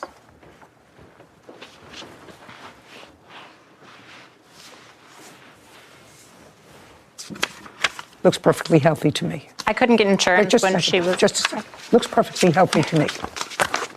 And I'm not an expert, but you would say that that horse looks pretty healthy. Yes. Okay, great. So now the horse is 12 hours old, and tell me the rest. So at 48 hours old, I submitted the vet report to 8 insurance companies, and they all declined to insure the animal. Just a second. You submitted what report? Let me see the report, and let me see what you received. Okay. Did you furnish her with a report within 48 hours? I furnished her with what the vet gave me. He did the vet exam at 24 hours old, but he had to draw blood and send it to a lab. Okay. And wait for that to let me. This first thing is dated June 12th, 2022. And this laboratory is sending a report to you, and it seems that they put the horse on a course of antibiotics initially for one day because something came back high. But it says, I do not believe all foals should automatically get antibiotics. However, I stand by our decision to treat what turned out to be a completely normal and healthy foal. We can pull follow-up labs to be sure, but her behavior since the blood sample backs up the lab results. Her behavior since the blood samples, what does that mean? So for a foal to be considered doing well behaviorally, it needs... What are you a doctor of, first time? People. Internal medicine. Okay. For people. Okay. I brought it in for witness veterinarian. Okay.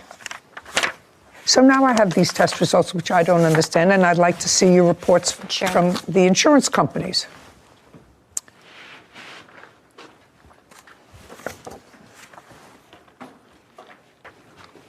How long was the foal on antibiotics? She received 2 doses, one the day the vet came out, and then one the following morning before he got the blood test results back. Which, when the blood test results came back, they were normal. They were normal? Yes.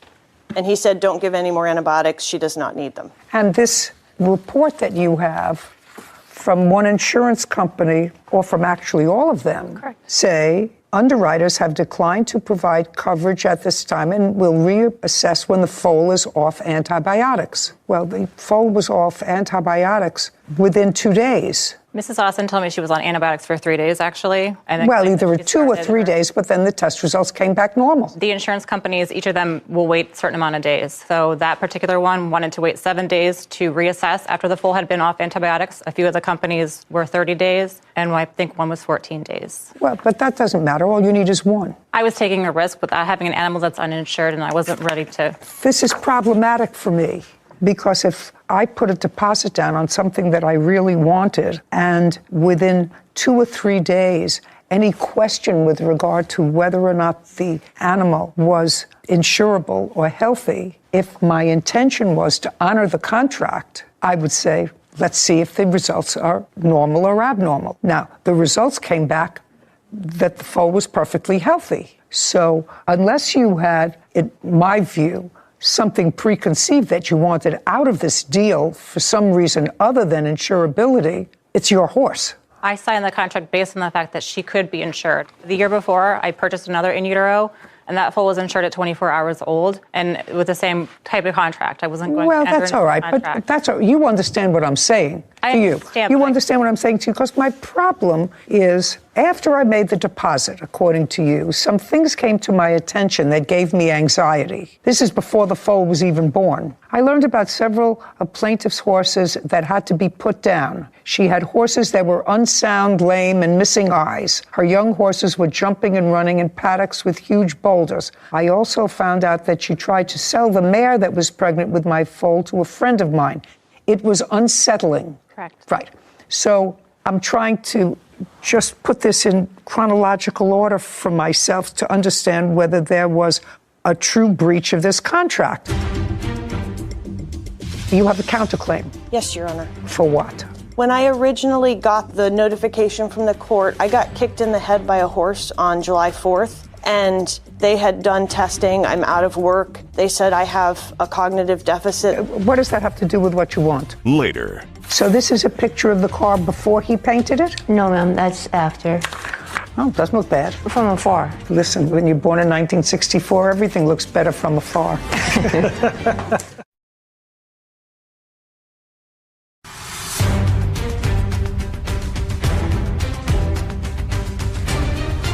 Diane Deppenbrock is suing horse breeder Jessica Austin for the deposit on a horse. Jessica is countersuing for breach of contract. The foal is born on the 9th of June. Correct. Was given a dose of antibiotics on the 10th of June. Correct. Because they were suspicious of something before the blood was drawn. Correct. Given another dose of antibiotics in the morning of the 11th. Correct. The blood results come back on the 12th, which indicates that the horse was totally normal, and you advised her, correct? That the I test immediately result... forwarded the email to her, correct. Okay, now the foal is 50 hours old, and you're told that the foal is totally healthy, I'm not sure that I'm comfortable with your position that there was a material breach of this contract.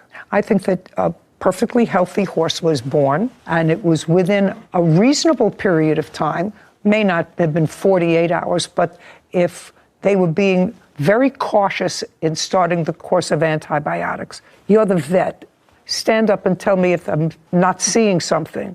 The vet who saw the horse, was that you? It was not. Okay. Evidently decided that to be very cautious, they would await the blood test result on the horse, on the baby, and start a course of antibiotics that could be stopped if the blood tests came back normal, which they did within a day. Oh, I don't think that there's been a material breach of this contract by the defendant. I think that you're obligated. If she wanted specific performance, that's fine, but you're not entitled to your deposit back. I have an email from the insurance company from the 21st when she finally told me that the foal was insured. Just a second. I can't take that risk for 2 weeks on an animal. No. Get insurance signed. No. But your problem is, it wasn't 2 weeks. Your problem was, it was less than a day within adding it on to that 48-hour period. And I have to determine whether that was a material breach of the contract. Certainly, if the lab results came back that show that there was any deficiency in the horse, I would say absolutely you're entitled to your deposit back. But they did not. They came back and they said that a vet wanted to be very cautious, but the vet turned out to be wrong. My contract didn't state anything about a vet. I'm telling you, I don't find that one day was a material breach of the contract, because if you had then on the third day sent the normal blood test results out to the same insurance company, the insurance company would have found that the horse was insurable. They wouldn't, because they wanted to wait 7 days until the horse was off antibiotics. Then you wait 7 days. That's still not a material breach. She's not asking you for the rest of the money. So something would have happened in those 2 weeks. I would have been out $9,000. That is not just a second. accurate. You were not. You weren't going to take the horse until the horse was 6 months old. I wasn't going to take the horse if it wasn't if it couldn't be insured. Well, it could be insured. It turned out that the vet was cautious and you were wrong. And I believe that you had already made a decision in your mind. I had not already made a decision. Well, I find that there's not a material breach. You don't get your deposit back. Now, horse is yours. You have a counterclaim. Yes, Your Honor. For what? $1,500 for my lawyer costs and another $100 to file the counterclaim. For your lawyer's costs for what? When I originally got the notification from the court, I got kicked in the head by a horse on July 4th, and they had done testing. I'm out of work. They said I have a cognitive deficit that they're working. What does that have to do with what you want? I mean, I'm sorry about that, but what does I that obtained a lawyer to represent me in court because I didn't know if I would be capable of representing myself. Oh, well, but you are perfectly capable of representing yourself. You don't get your deposit back. So now you have a perfectly healthy horse that you can sell, and hopefully sell for the same amount that you sold it to the plaintiff for, and pay your attorney's fees. Do you understand? Because she lost her deposit. I don't think that there was a material breach of a contract with an extra 1 day to get normal lab results back. Your case is dismissed. We're done. Thank you very much. This court is adjourned. As the judge read from the contract, as the seller, I assumed all risk on the foal until she was 6 months old. Put a lot of money to make an investment in, and you want to make sure that your assets are covered and that the horse can be properly taken care of if something does come up. Therefore, the argument that the buyer would lose anything if something happens to the foal is inaccurate. I'm really happy with the 2 horses that I have, and I'll continue to stick with the ethical breeders that I know. And the insurance that we obtained was based on the exam at 24 hours old. Therefore, we have proven that we upheld the contract. So one interesting thing about that case is, as I was looking at the calendar of what day the horse was born and when the vet came out first and when the results came back, the horse was born on a Friday, and then the vet came out Saturday, and I was surprised that any lab sent labs back on a Sunday. So in a business that's so dependent on something you can't control, when the horse is going to give birth, why would the defendant put in her own contract a 48-hour, such a tight window for insurability for the horse? Maybe it's standard practice. I don't know standard practices for horses or anything like that. But you're right, it's a tight window. And my guess is, although I could have asked the question, probably standard in that industry, I'm not sure. But it's interesting to note that in contract law, unless time is of the essence, there has to be some sort of material breach. And You know, in this case, if the defendant had not had a vet come out and look at the horse for a week, well, that's a different story. She had a vet come out immediately. The vet was super cautious. Vet turned out to be ultimately, thankfully, mistaken that there was nothing wrong with the horse. Got a clean blood test, but the plaintiff had already determined that she had buyer's remorse with regard to this deal. There was another agenda there because the horse looked beautiful as it turned out, 5 months old, and a beautiful animal, and it was perfectly clear within 60 hours. And the defendant seems to love it now and very proud of it, so it's in a good place anyway. Yeah. Autumn Burke is suing her former friend, Freya Brown, for vandalizing her car and an assault. Court, come to order. All rise. Have a seat, please. Hello, Judge. Case 2186, Burke versus Brown. Thank you. Ms. Burke, I understand that you and the defendant met when you were both in foster care. Yes. How old are you? 19.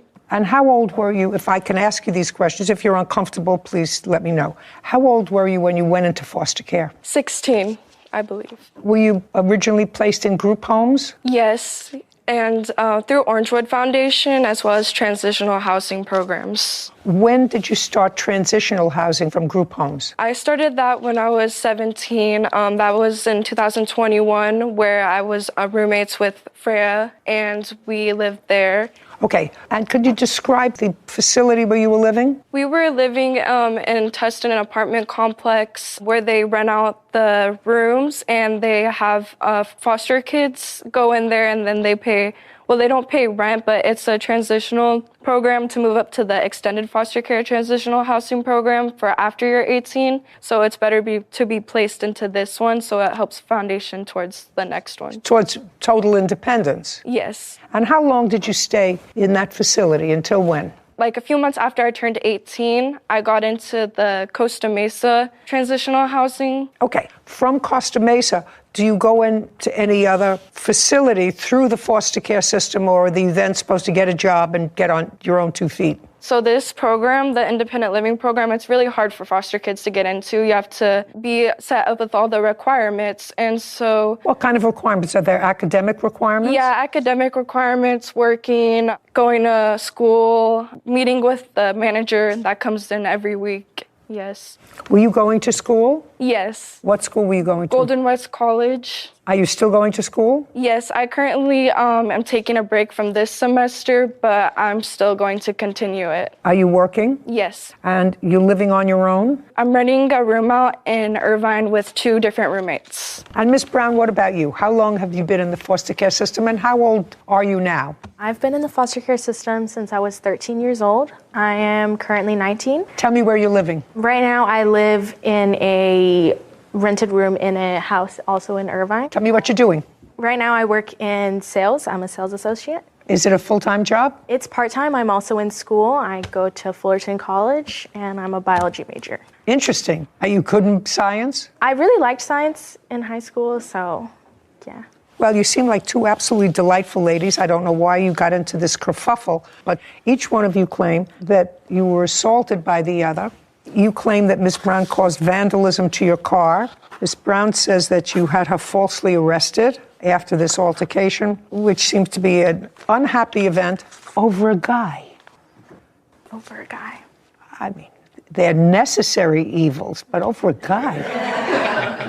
2 lovely girls who probably weathered a lot of storms in your life to keep together that most 15, 16-year-olds don't have to do. How could 2 nice girls get into a kerfuffle over a guy? I have no idea. Go. Okay, so on September 2nd, near 10 p.m., I was cooking us dinner, and Freya's sitting at the counter, and then while I'm cooking dinner, I get a call from my ex, and he's just... From your ex-boyfriend, not ex-husband. Oh, yes. From your ex-boyfriend? Yes. Okay. And his name is, what's his first name? I would prefer... Let's call him Cat. Cat, yeah. So you get a call from Cat. Do you know Cat? Personally, no, I do not know him. Have you ever met him? No, I have not. Okay.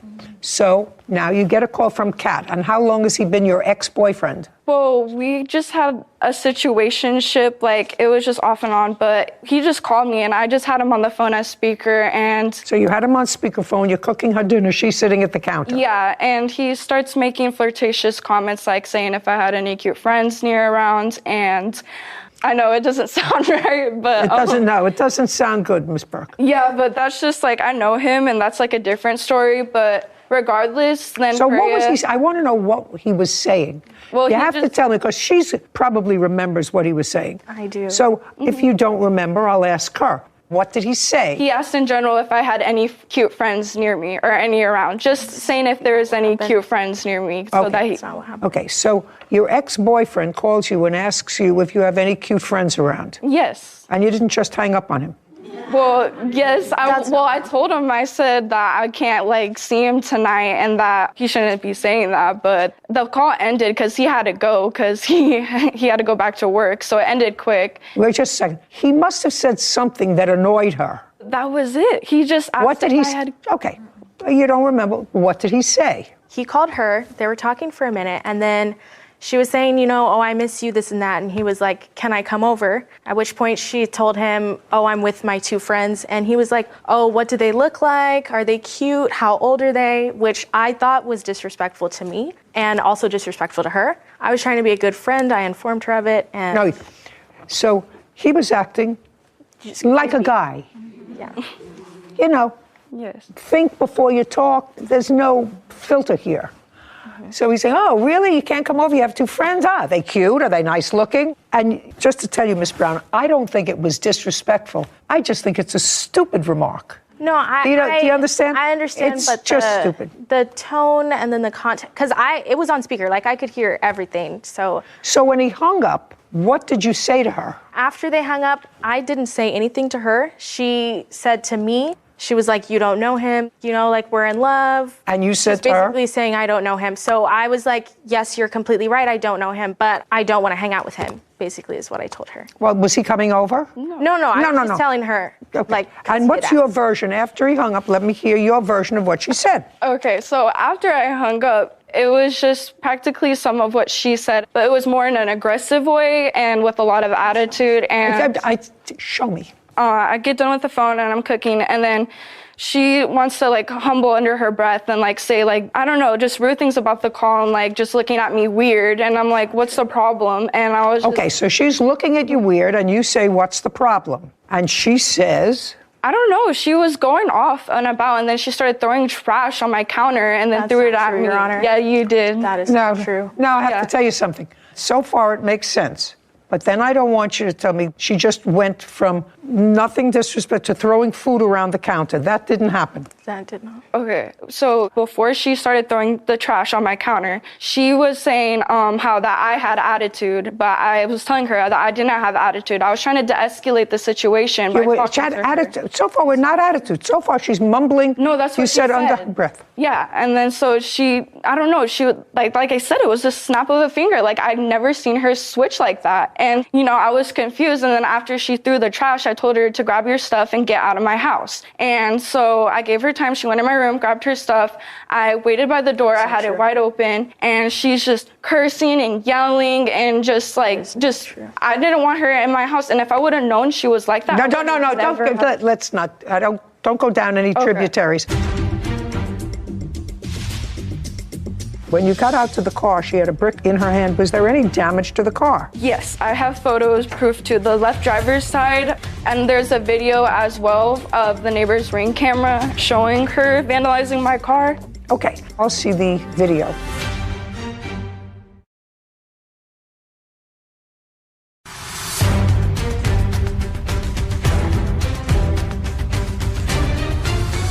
Autumn Burke claims her former friend, Freya Brown, owes for vandalism and an assault. Freya is countersuing for an assault and filing a false police report. There's a piece that I'm missing from this story, but let's say they're following your timeline. It probably makes sense as you got into an argument, You said to her, he's really not that way. He's really a nice guy, and I love him. And she said, well, somebody who really loves you doesn't say, I want to come over and hang out with your two good-looking friends. That could escalate into something that's angry. Your Honor. Well, the thing is, when she did mention those things, they weren't calm as you expressed. Yes. They weren't. Yes. They were very aggressive. They could have been aggressive, but they could have been aggressive. I didn't see a reason why it should have been that way at all. Listen, I'm not saying I agree with you or not, but I'm saying that common sense dictates to me that if you're on the phone with somebody that you still like and that you're an on again, off again, and you can't come over today because I have two friends here. Oh, really? You have two friends? Maybe I'll come over and hang out with your two friends. She found that disrespectful. I actually find it disrespectful to you and disrespectful to him. You really have nothing to do with it, Miss Brown. Somebody else was being a schlemiel. No, I mean, I wasn't saying like... Okay. Yeah. All right, so now you tell her to get out, open her things. She's out the door, and? Well, no, she's not out the door yet. So then I have the door wide open. She comes, and then we're still, argumenting, and I'm trying to get her out of my house. She pushes me, and then I go back into...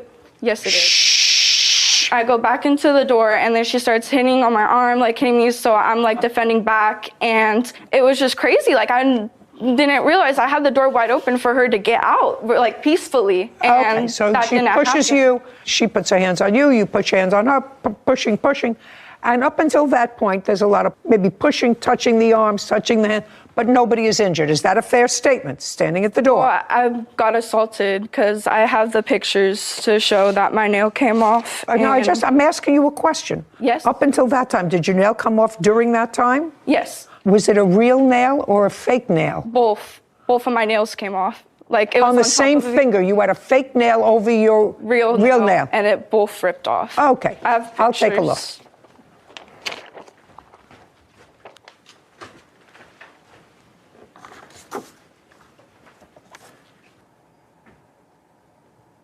Okay, I see a black and blue mark here that's under here. Mm-hmm. Right? Yes. And this is on your hand. Yes. What was this? From blocking her hitting me. What was she hitting you with? Just her hands. She was just like a cat fight. She just went crazy. And so I was defending her out, trying to get her out of my house. Okay. Did you respond to her hitting you? Yes. Yes. Do you have any photographs? Yes, I do have I'd like to take a look.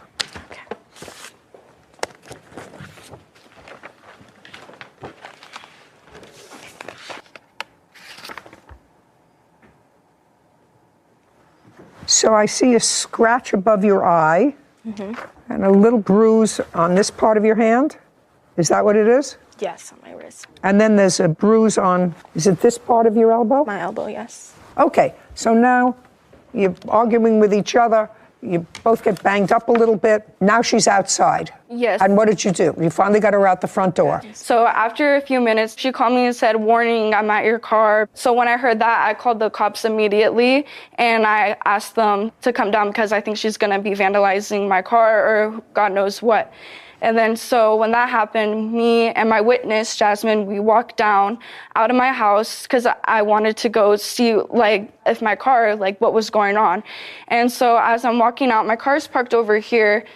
Freya's over here. And so when I'm walking out, then I meet her right here, and she has a brick in her hand. And yeah, she had a brick in her hand the whole time until the cops came, and then they arrested her, and they asked me if I wanted to file for assault and vandalization, and I said yes. Okay, and when you got out to the car, she had a brick in her hand. Was there any damage to the car? Yes, I have photos, proof to the left driver's side, and there's a video as well of the neighbor's Ring camera showing her vandalizing my car.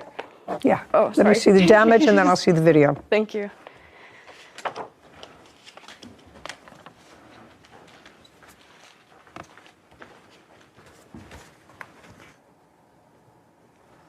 Okay, now I'll see the video. Okay.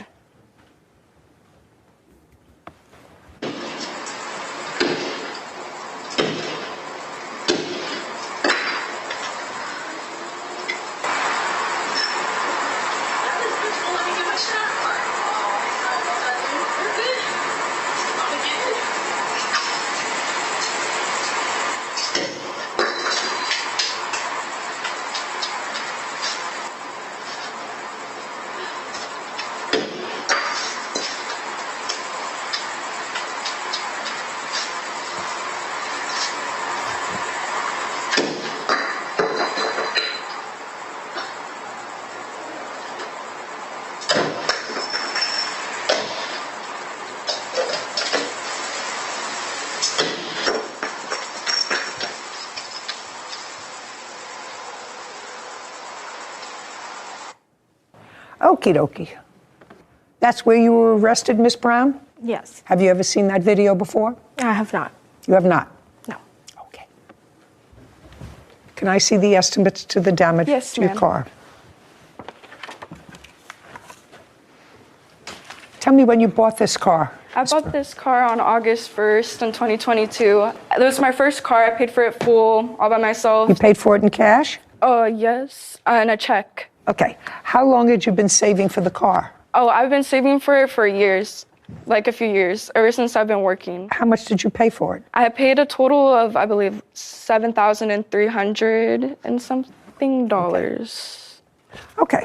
So the estimate to fix the car is $3,777. Yes, ma'am. And the next thing is the price of the vehicle, for which you paid $73.50. Yes.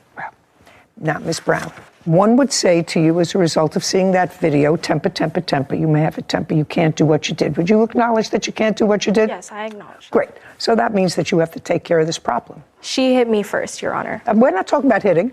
I understand. I'm talking about vandalizing a car.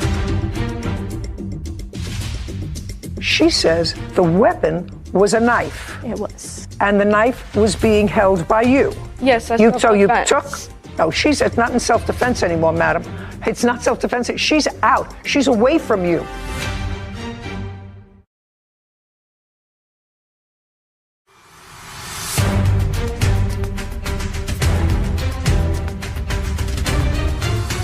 Autumn Burke has accused her former friend, Freya Brown, of vandalism and assault.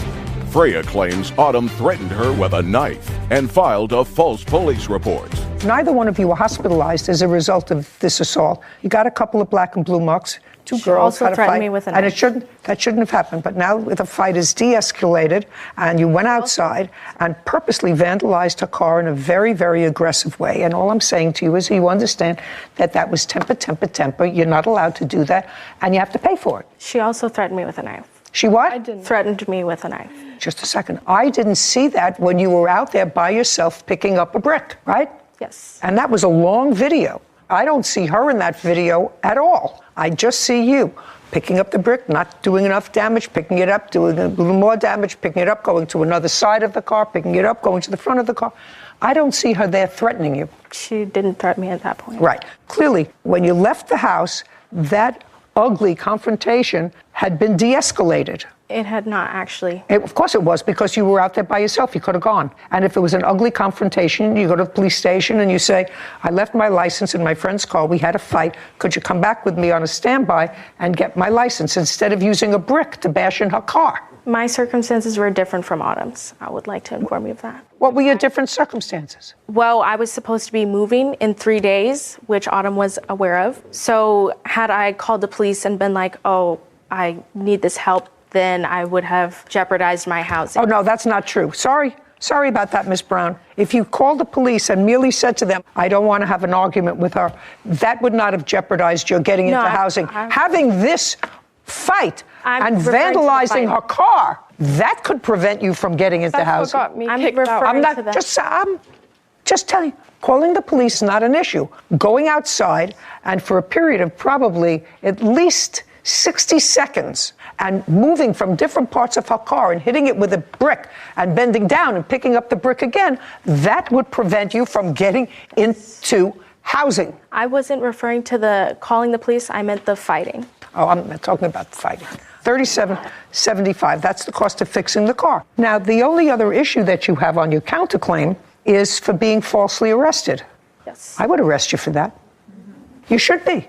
Listen, if I came out of my house and found somebody bashing my property, I don't care if we had a long-standing feud. Well, I have a long-standing feud with her. We had an argument. We had a fight, whatever. That is not the natural progression of having an altercation with an old friend, going out and vandalizing her car. So your countersuit for being falsely arrested is dismissed. Judgment for the plaintiff in the amount of $3,775. Your Honor, I'm going to be rightfully, for losing my housing, during that process, because of that incident, because of the transitional housing program I was in, I got kicked out of it. And so I had 30 days. So I believe I should be getting for that as well, because where's the head of the Department of Social Services to testify before me that the reason you lost your housing, if in fact you did lose your housing, was because of this vandalism? You have a witness here to tell me that? I have the 30 days notice, if that counts. May? Yes. I'll take a look. Oh, here it is.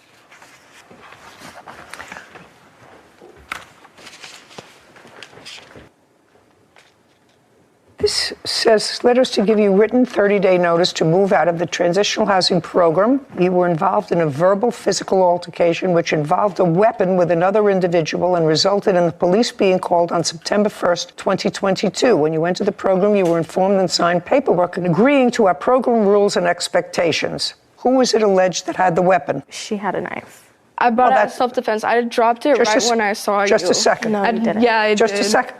Well, just a second. She says the weapon was a knife. It was. And the knife was being held by you. Yes, that's So you self-defense. took...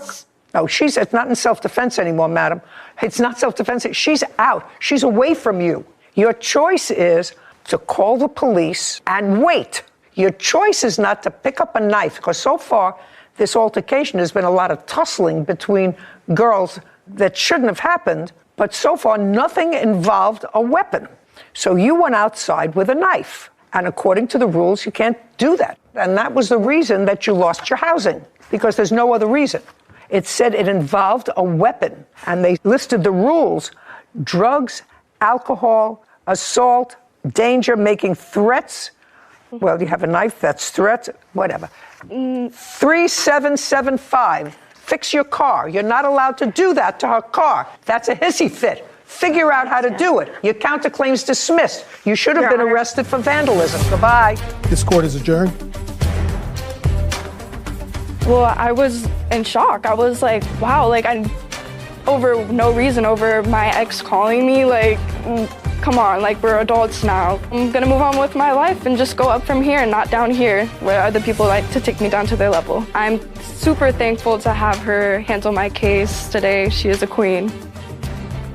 You know what I was really impressed with both of those girls, Sarah? I know the foster care system, usually wherever it is, can be a brutal system to negotiate. And these two young women, at least on the surface, appear to have negotiated it in an orderly, reasonable way. I mean, she's living on her own. She evidently worked for a very long time because she saved up and bought her own car. That's a lot of response. That's a big deal. And to even be able to figure out the system, which even as lawyers, sometimes we have a difficult time navigating things in the foster care system, to figure out this transitional program that better sets you up for the next step, that sets you up better for the next step. I respected that she took the time to figure out both their best possible options for navigating the system that they were placed in. Both working. Yes. Both going to school to try to get themselves into a better circumstance. The defendant certainly is a biology major, which is fascinating Not to our me. thing. Not our thing. Great for her. But clearly, bright young women who made it to a place at age 19 that's really terrific. And supportive of each other, because one had a license, one didn't, so they were supporting each other. All very lovely. And get into a kerfuffle over nothing. It shows just how fast all that work and all that preparation for the next step and for the housing can just unravel. Really sad. That's sad. But they seem like two nice young women, and I think that they have both of them have a shot. Yeah, to make it back. Case 2104, Birkeland versus Lefkowitz. All party, please step forward.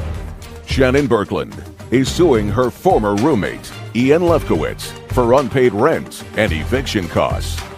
Ms. Birkeland, how long had you lived in your residence? Prior to the defendant moving in? Yes. 2 years. And how long did you live there with the defendant? A total of 5 years. You lived with the in defendant, I'm sorry, 3 years. 3 years. This month would have been. And for most of that 3-year period, what kind of work do you know that the defendant did? Computer work and music producing. How do you support yourself, sir? I produce music. I don't do computer work. Produce music for whom? Various artists and brands and whatever. How long have you been doing that?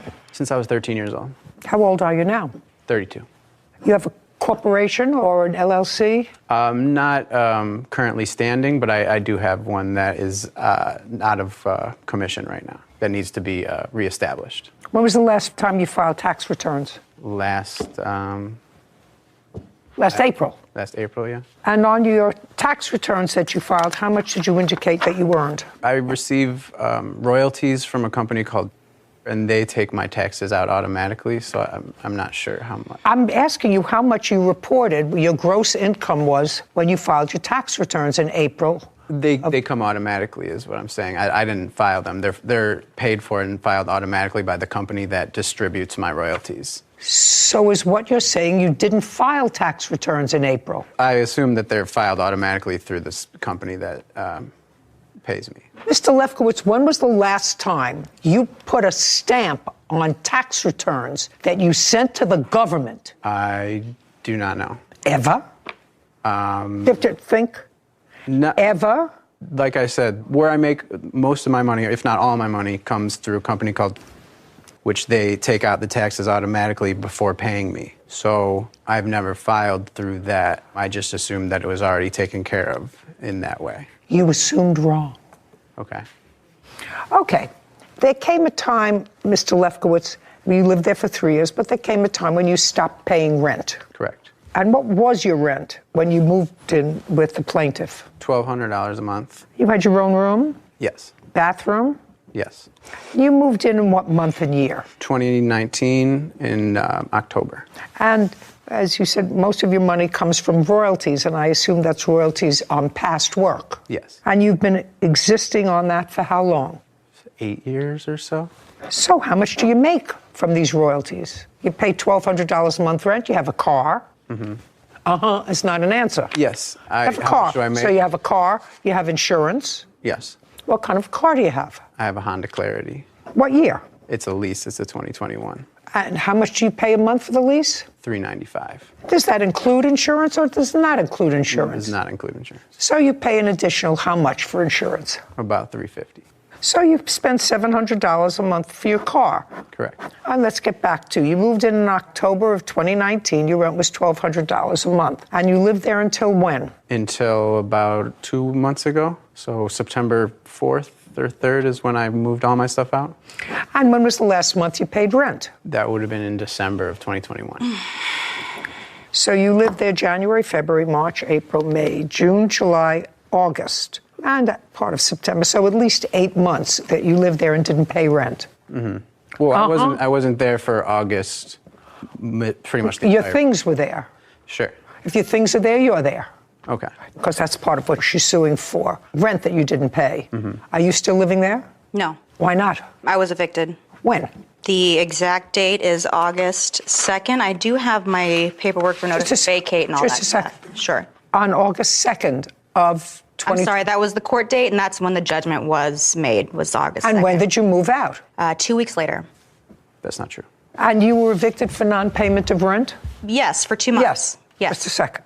You were evicted for non-payment of rent? Yes, for 2 months. Well, show me that it was for 2 months. I just want to see that it was for 2 months and what 2 months those were. That page right there.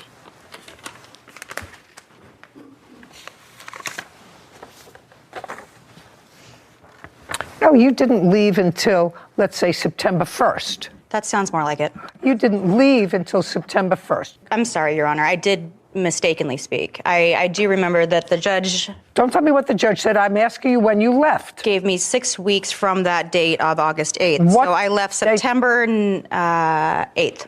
And you left at about the same time. I left prior, but I called my neighbor at... Just a second. Yeah. You left at about the same time. A few days before. Fine, that's at about the same time. She actually left after that. I talked to a neighbor that said around the 14th that she was still there. You can't tell me what the neighbor said, sir. That's why I stopped you before. Correct. Well, I know there's a moratorium for COVID, and the government shut my business down. That's what he says. I knew that I had protection. He's saying the exact same thing you are in his answer. You two are soulmates. Hey, no, Your Honor, I'm sorry.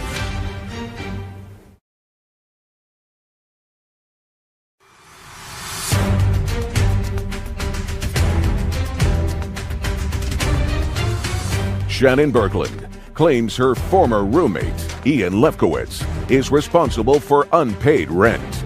Okay, this eviction notice is dated May 26, and it says that you didn't pay April or May. Correct. But both of you lived there in June. Did you pay June? Yes. Show me proof. Show me proof that you paid June and July. Show me proof you didn't pay April and May. Show me proof that you paid. My proof? Your proof. Is in the fact that I don't owe any rent except for when the moratorium lapsed, and I... No. I don't have a receipt. I don't have a receipt for payment. Then just say I didn't pay rent for June and July. I did not pay rent for June and Well, July. just answer that question. So you didn't pay rent for June and July. Yeah. Here we go. And you didn't pay for April, May, June, and July. I know you didn't pay for August. There's no question you didn't pay for August, and you were actually there in August, so you didn't pay for 5 months.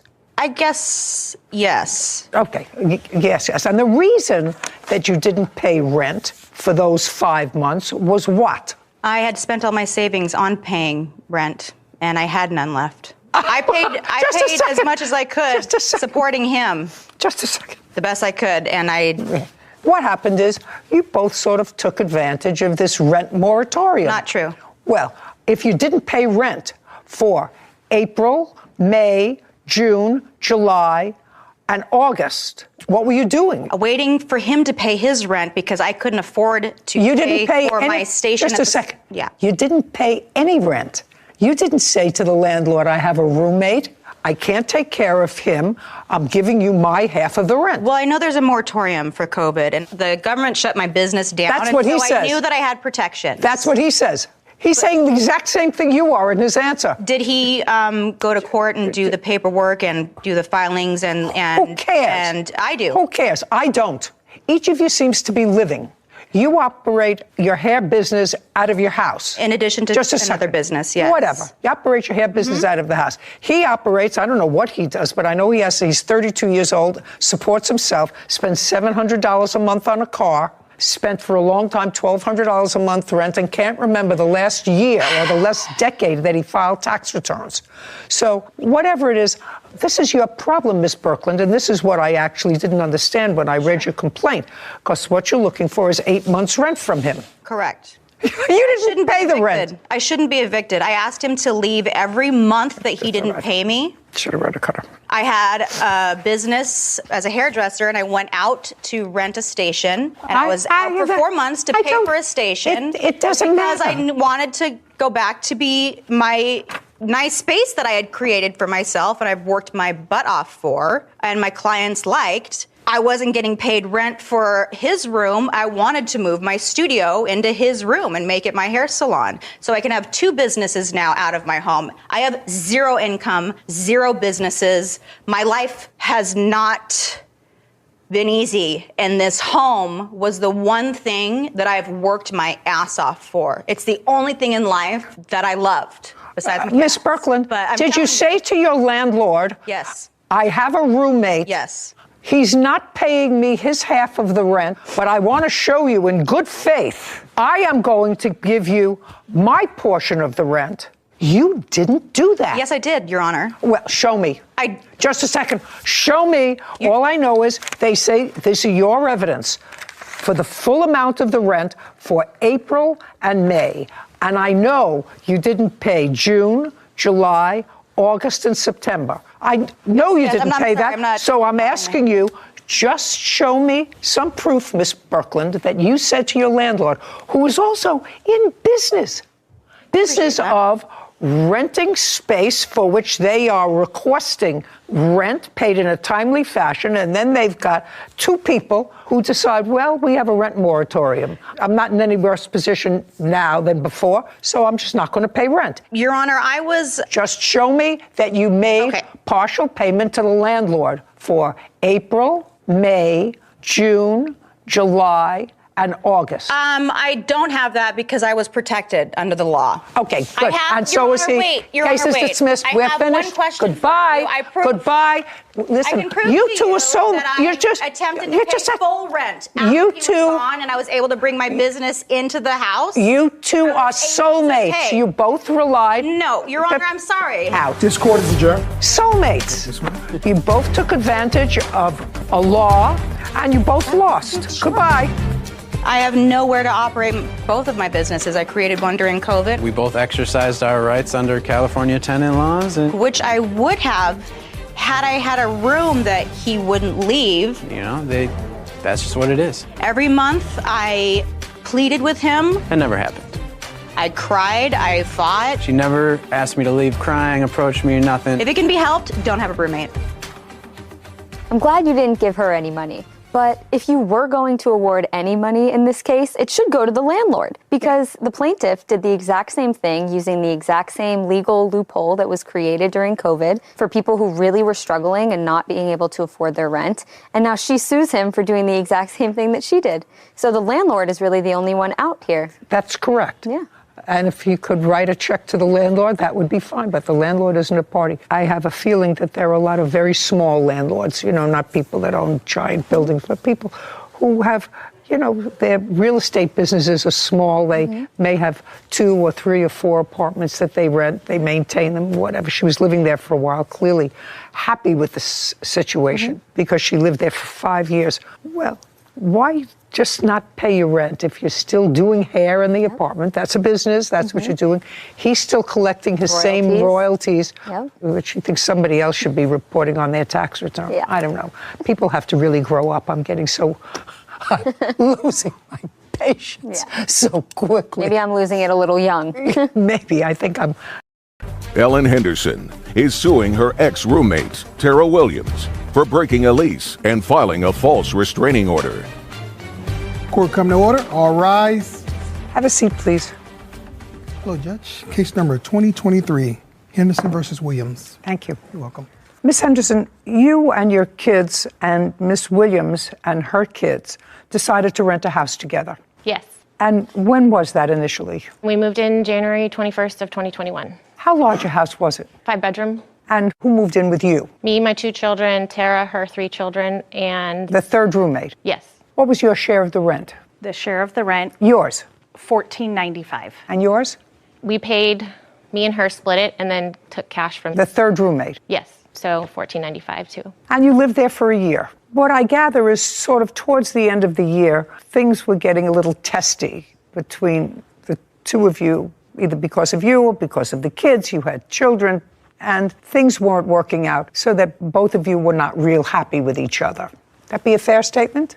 Yes. It started earlier in 2021. I'm sure, but at the time that the lease was up, you both weren't really happy with each other. And according to your complaint, she left, you were stuck paying the rent, and she had signed a renewal of the lease, and you want her to pay her portion of the rent until you found a new roommate, which you actually found a new roommate several months later. The defendant says she told you that she was contemplating living with you for another year, that her speculation that you went into her room and took a signed copy of the lease and gave it to the rental agent or whoever it was. It would have been in the kitchen in my area where my papers were. Whatever. Yeah. And it was never her intention to sign a second lease. Your lease was up in January of 2022. Yes. The defendant was away for a period of time. When was the defendant away? Just prior to January of 2022. She went to Hawaii for a week. When? I think she left on January 8th, give or take a day, I don't remember. And did you return the signed copies of the lease to the landlord? No, they were turned in December. By both of you? For the lease renewal, all 3 of us re-signed in December. And I have a copy of that. What I'm asking you is, were they turned in, because that's very easy to verify, were they all turned in before she went to Hawaii? Yes. Okay. I'll see what you have.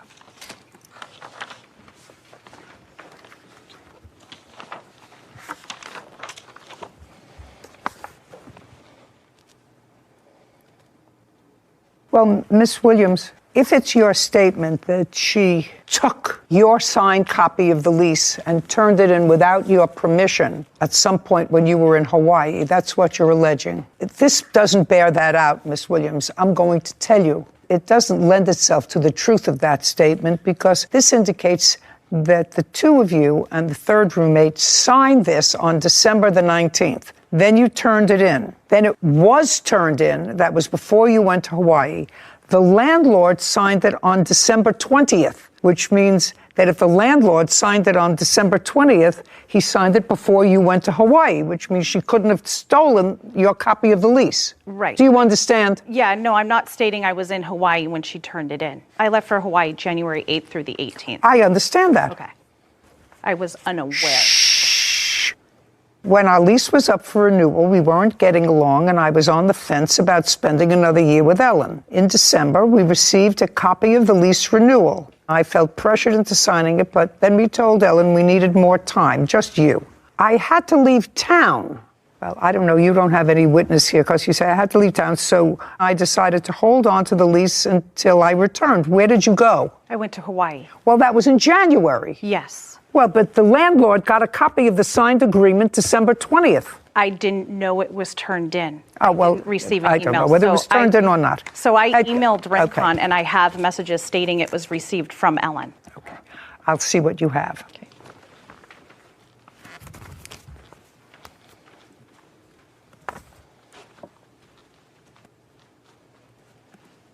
No. This doesn't say that at all. Lease renewal was signed by all three tenants. Correct. Lease was signed by all three tenants, and it was received before you went to Hawaii on the 20th of December. Okay. Easy. You moved out in February? January 31st of 22. When was the first lease up? The 22nd of January 22. So you stayed on after the lease was up? Yes. Why? I wasn't completely moved out yet. I Well, was in that's too Hawaii. bad. I had reached out to Rincon about paying extra to pay the extra few days. No. Okay. And when did you get a new roommate? Did you keep blowing her off, or did you answer her? No, I No, just a second. I did not. Did you blow her off, or did you answer? So the answer is you blew her off. You blew her off. Yes. About the rent, which she was stuck with. Right. Right. Okay, good.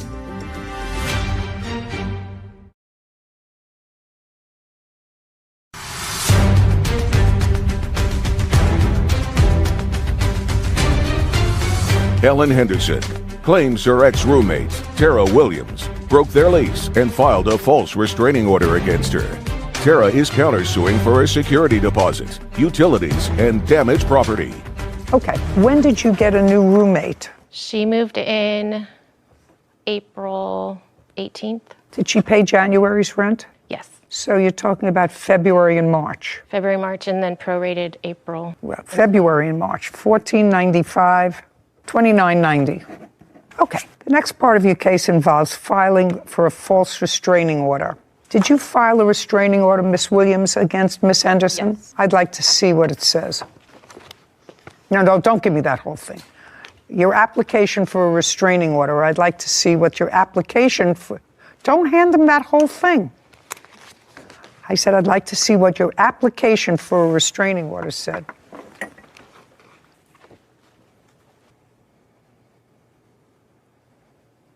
Okay, so what you say is she sent you 3 letters. You're asking because she sent you 3 letters. They were annoying. I want to know what she was asking for in those letters. Was she asking for rent money?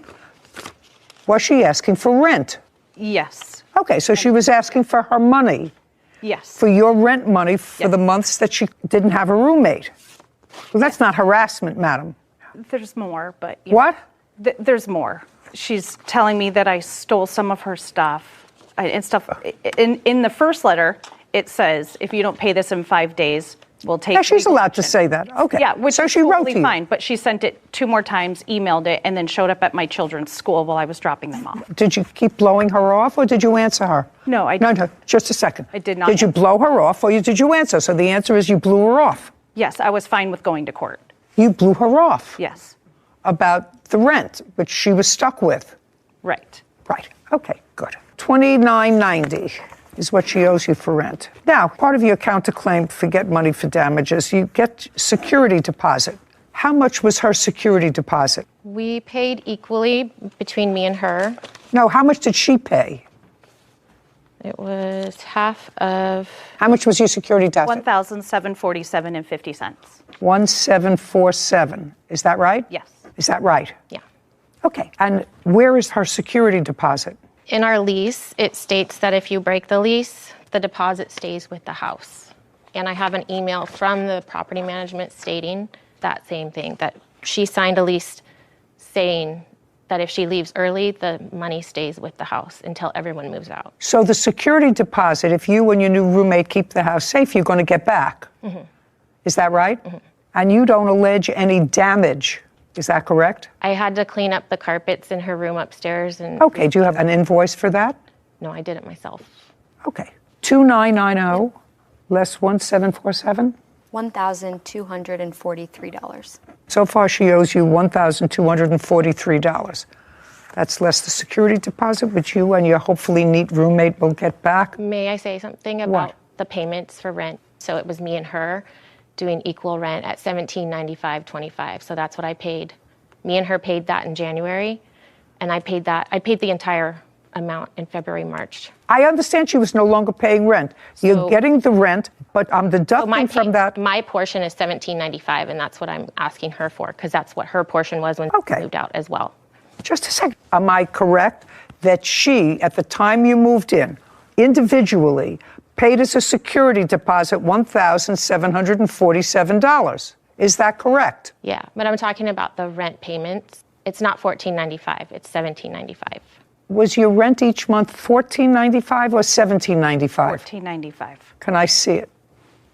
Anybody have any proof of that? I printed out the log, but she paid us $300 each in cash. So there's no, she is on the lease, but it does not show she was paying cash. You mean the third roommate? Yes. The third roommate? Right. So your amount was $1,495? Correct. I got it. Okay, Up until good. the end of December. Okay, I'm finished. Now, the next part of your counterclaim is for utilities. Security deposit you get back. What utilities do you think she owes you? She did not pay me November, December, January, or February closing for utilities. Did you pay them? I paid them. I'd like to see where you paid them. No, don't give me a whole bunch of papers. I don't want to see a whole bunch of papers that I have to go through. I want to see what utilities there were, when you sent her a statement of what the utilities were. Yes. I assume it worked that she paid you a portion of the utilities. Yes, it was What split. portion of the utilities did you pay? We split it equally the whole time we were there. Okay, so whatever utility bills that were paid by her, you were supposed to pay half. Correct. Which did you? My last payment to her was December 4th for Spectrum Water, Trash, and Gas. That was 12/4. How much did you pay her? $364.61. Okay, just a second. Did she pay you $364 in December? She did for prior months. So that was for November. That covered November. If it was paid in December, that covered November. It would have been more so October. I can't get involved with that, madam. Don't give him a whole bunch of papers. Don't give him a whole bunch of papers. December and January statement for utilities. You were gone in February. Yes. December and January bills for utilities. Did you pay those? I did not, because she left me with all the rent. I understand that, but now you're getting your rent. Now we're going to settle up on the utilities. And I didn't include it in the lawsuit, but she still owes me for trash. And I have a list of stuff that she took of mine that I did write I'm not interested in it, Miss Henderson. And it didn't work out. You should be very happy. She's gone. You didn't like her. She overcharged me utilities with her business expenses. Okay. Every month we lived there. Did you come in contact with her on the 25th of May in a pedestrian car incident? Not that I recall. About 1 minute to 8 in the morning. Who drives a white minivan? Me.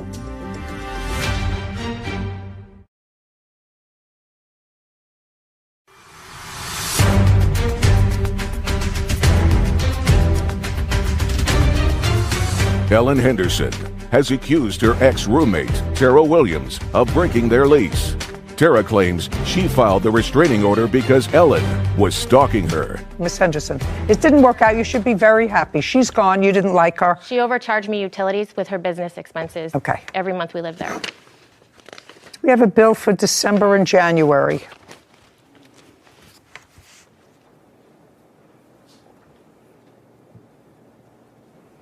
If there's anything here that's not December and January, I'm dismissing that part of your claim.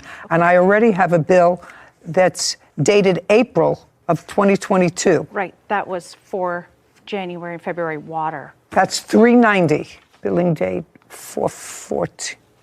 No. It was. No. I want you, because I'm losing my patience slowly. Please read out the bills, the total bills for December and January only. Sarah, get ready. Can it go till February 1st? Yes. Okay. By the way, while she's looking for that, did you go to her kid's school? I served her a letter of default and a cease and desist letter in the parking lot of her school, kids' school. Because she didn't pick up a letter from the mailbox. She knew it was coming from me. And I had to go back to the mailbox and get it after a month. Okay. And I didn't know where she lived. I didn't know how else to reach her. Okay. Did you come in contact with her on the 25th of May in a pedestrian car incident? Not that I recall. About 1 minute to 8 in the morning. Who drives a white minivan? Me. What was the date? May 25th. Oh, yeah, that was her kid's school. That was her kid's school when I delivered the letter. Well, that's why she filed for protective order against you. Not unreasonable. It was dismissed after a hearing, or it was just dismissed? It was dismissed after a hearing. Yeah. Part of your claim for filing a false restraining order is dismissed. I could actually see why you would get frightened if somebody went to your kid's school to serve you papers. Okay, what are the bills for utilities? Can I just say something? Sure. I had to give her those letters in order to file for small claims. Okay. I had tried to mail it, and she didn't go to the post office. I got it. Could we have the utilities? Which utility and what is it? You should have all this together for me and not make it difficult. Okay. This is why you were coming. Don't read out the numbers, what the utility is for what month and the amount. So water, $257.94. Water for February was $132.09. For 12/03 bill date for electricity was $167. What date? 12/23. That's December. Yes, but that was for November. I thought we were doing December, January. For December, but you wouldn't have gotten December's bill in December. You would have gotten it in January. It was prepared 12/03. Right, but that's dealt with November. It was prepared 12/03. They're not prorated. Come on, let's go. Okay, 2/04. This was prepared for electricity, $74.72. Okay. This one was for the date that I ended of 1/28 to 2/01. It was $12.78 for Edison electricity. Let's move on. And then this is gas for 12/29 to 1/27. It was $37.04. And then the ending charges was $5.72. Got it? Yes. $5.72. I can't believe it. Okay, would you add those up? Yeah. And your arrangement with her, Miss Henderson, was that you each paid half of the utilities. Is that right? Yeah. Can I say something about that too? Back in April or May of 2021, I went to her to speak and ask about me paying less for water, gas, and electric because she brought all of her Airbnb laundry. She has a cleaning business. And our washers and dryers were going constantly. And she didn't meet me halfway, so I was stuck paying half. Fine. I have the total whenever you're ready. $507.51. Divide it by 2. $254. $1,243 less $254. $1,243 is what she's owed now, less the security deposit. I love this case. Couldn't be more excited about it. $989. Judgment for the plaintiff, $989. Your Honor, They're finished. Thank you very much. We're done. Court is adjourned. Thank you.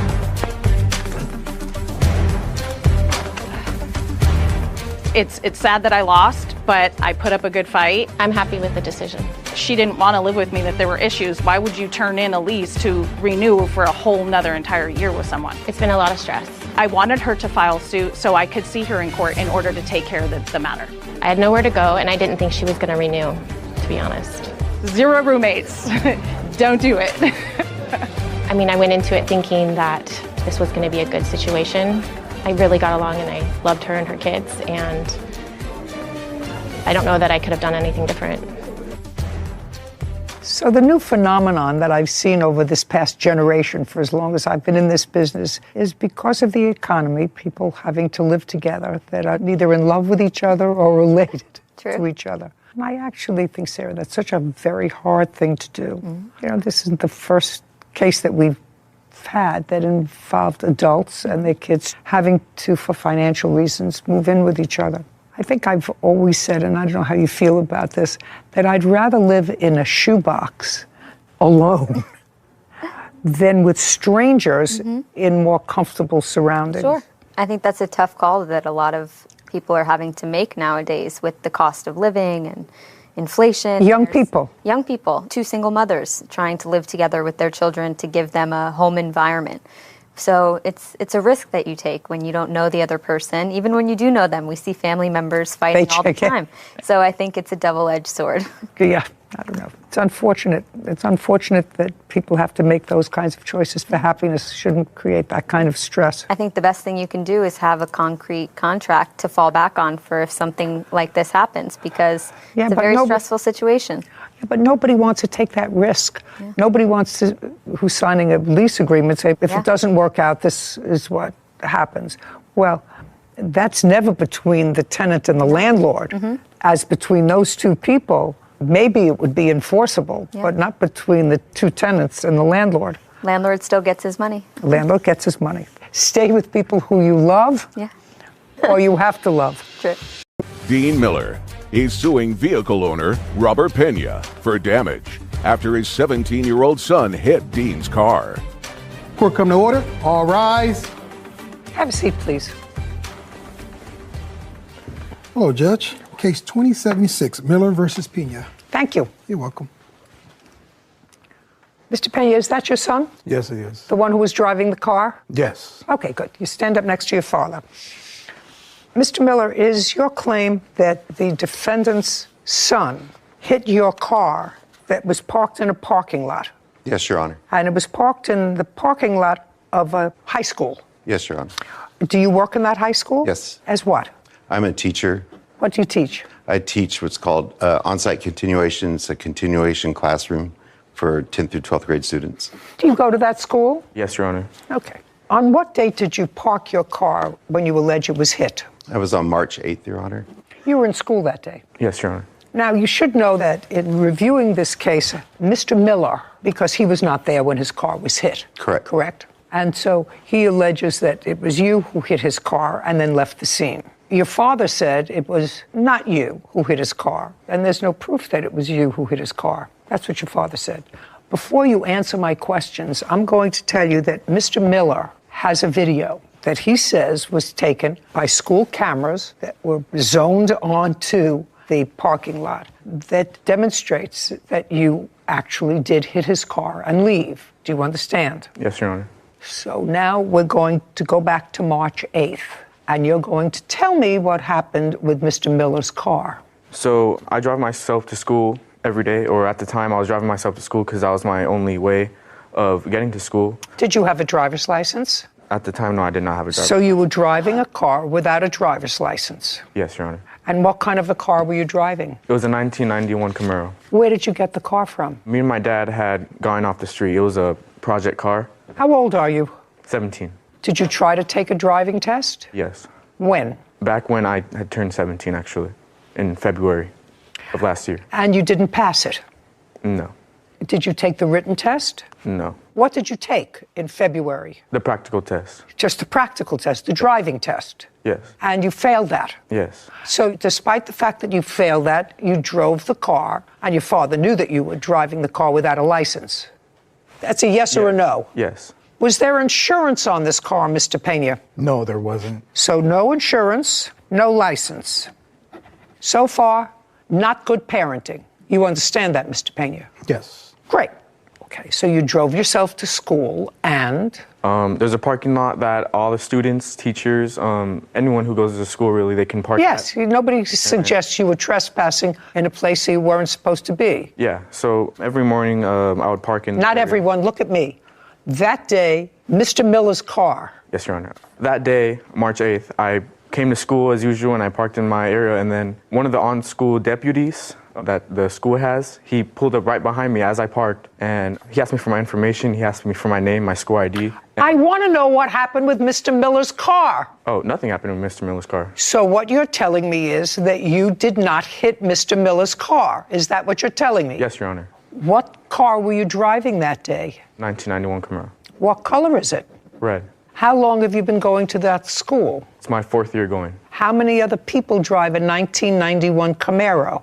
Red. Nobody. Nobody. And so I'm going to watch this video. Sarah, do we have the video? I have it. So, there. Wait, you'll see it. Okay. You had a truck. Yes, ma'am. Okay. Okay. So there's no question you hit the truck. Do you want me to show you the video? No, Your Honor. Well, if you don't want to see the video, that's because you told me a lie. Oh, yes, I'd like to see the video. Absolutely.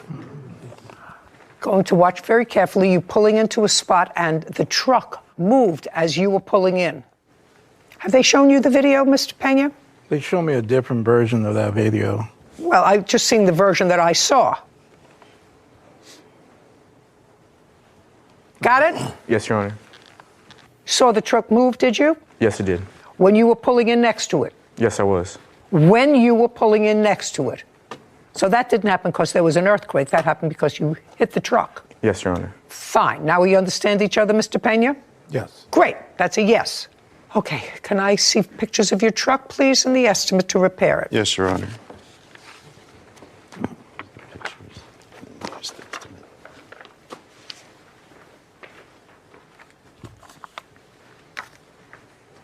Have you seen the photographs? Yes, Your Honor. Okay. Totally consistent, right? Okay. Mr. Miller, you're from California? Yes, Your Honor. Do you regularly teach today? Yes. So you had to take a day off? Yes, I have a substitute today, yes. How many days off are you allowed? 10 per year. I've accumulated quite a few because I don't take many days off. You get paid for those days? I get compensated because I have sick days or personal necessity days. The reason I'm asking you these questions, Mr. Miller, because it's no question that you are entitled to have your car fixed. But that's, to me, even though that's all you're requesting, I think the fact that Mr. Pena allowed his son to drive a car without insurance and without a license, not only without a license, but knowing that his son took a driving test the month before and failed it, which means that he was not a good driver. Not a good enough driver to get a driver's license. And I have a lot of people in my family that don't drive well, that I don't like to be in the car with. But they all have driver's licenses because they managed to pass a driving test. So I know that you are only requesting the $1,524, but I'm actually awarding you $2,500. Thank you. And that's for the aggravation of, instead of Mr. Pena saying to you, I'm sorry, my son hit your car, because either his son lied to him. Your Honor, can I say something? Either his son lied to him, or his son told him the truth, but he lied to me. And he's the grown-up. He set an example for his son that said it's okay to break the law. Not only for you, because you take the car to school. Take the car to school, even though you failed. Take the car to school. It has no insurance. If you hit somebody in that car and you seriously injure them, that car has no insurance. Car has no insurance. He has nothing to lose. Car has no insurance, but the person who he hit, person whose property he may have destroyed, they have no recourse. You understand, sir? That's a bad parental example. You want to say something to me or not? Yes, I do. I don't care that you didn't like it.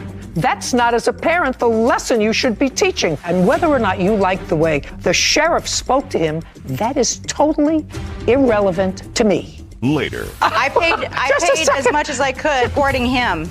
I wasn't getting paid rent for his room. What happened is you both sort of took advantage of this rent moratorium. Not true.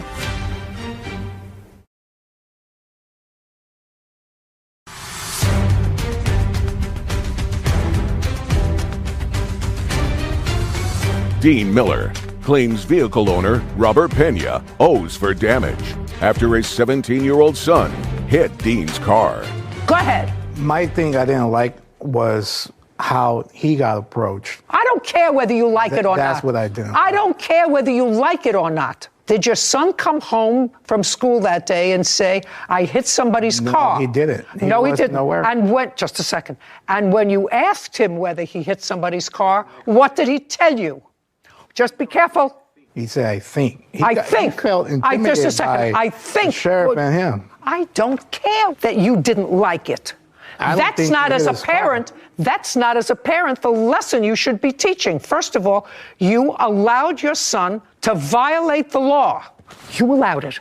And then, I would certainly know whether I caused that much damage. He knew that car moved. So either he lied to you or you lied to me. And whether or not you liked the way the school official spoke to him or the sheriff spoke to him, that is totally irrelevant to me.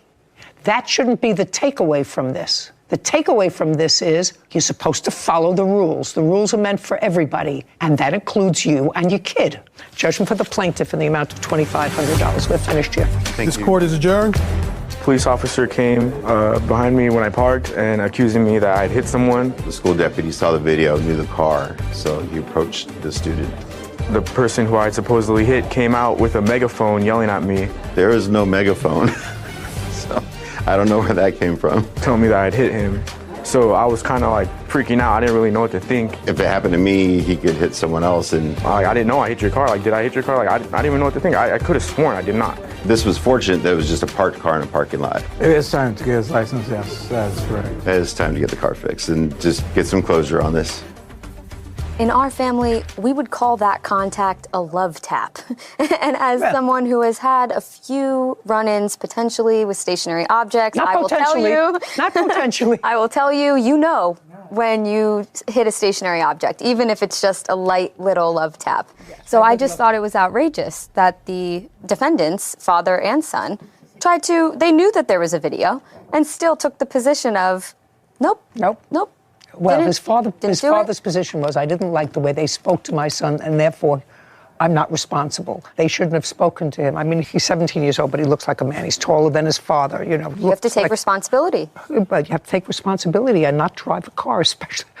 You failed a driving test. The most basic thing. We have people. I will say, I did pass on the first try, so. Yes, but we have people in our family who actually did not. Okay, yes. And they will not drive. be named. And they didn't drive a car.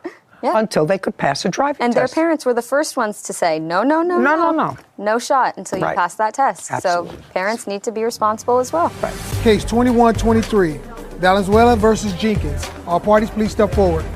Javon Valenzuela claims his former friend, Darian Jenkins, owes for unpaid loans and bail money from a false arrest. Mr. Valenzuela, it is your claim that the defendant, who is a friend of yours, owes you for some small loans that you made to him. Yes. And then it is your claim that he had you falsely arrested. Yes. And you want damages for that.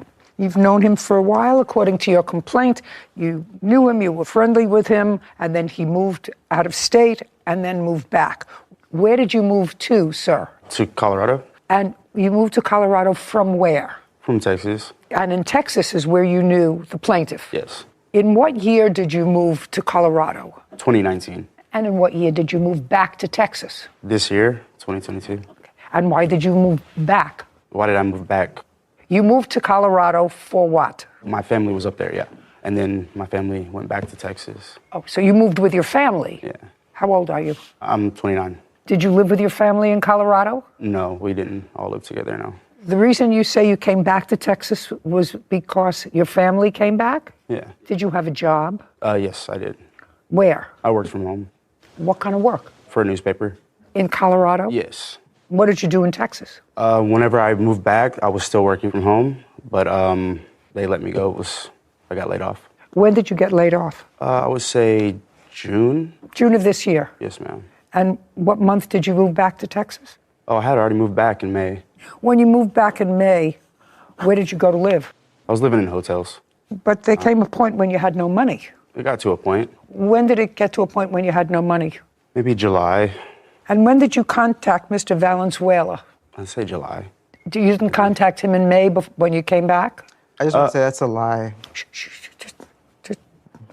When did you contact him? I mean, we talked while I lived in Colorado. You know, we always text each other, so. Well, when you contacted him in July, what did you say to him? I couldn't say exactly what I said, but. Give me the gist of it. Let me borrow some money, I guess. Okay. And you needed it for living? Right. And what did he say to you? He did sometimes if I asked him. Okay. And how much did he give you? Here and there, maybe 100, maybe 2. No, altogether. Altogether? Oh, I couldn't say how much altogether. You couldn't say? I couldn't say, maybe a few hundred. Did he give you money for housing? A couple times he did. How much? 100 here, 100 Do you have there. a record of how much you gave him, sir? I do.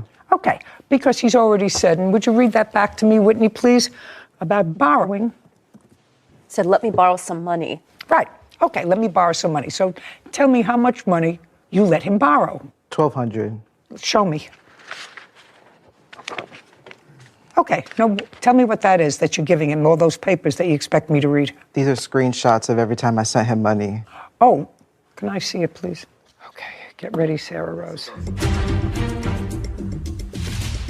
Anybody who came could see that your lip was bloody. You say he fell, must have fallen outside. You don't know how that happened. But if you both are alleging that there was a fight, police would look at you and say, well, he's injured. They wouldn't have arrested you unless you had a warrant, right?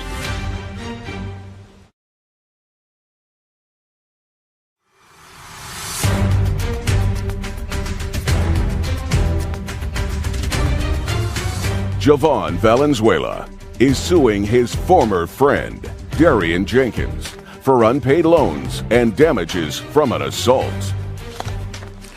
So every time you gave him money... He agreed to pay me back. No, he's already told me that he called you and asked if he could borrow some money, and you said yes, and he said, I don't know how much it was. So if he doesn't know how much it was, you have screenshots of it, and Sarah is going to add them all up.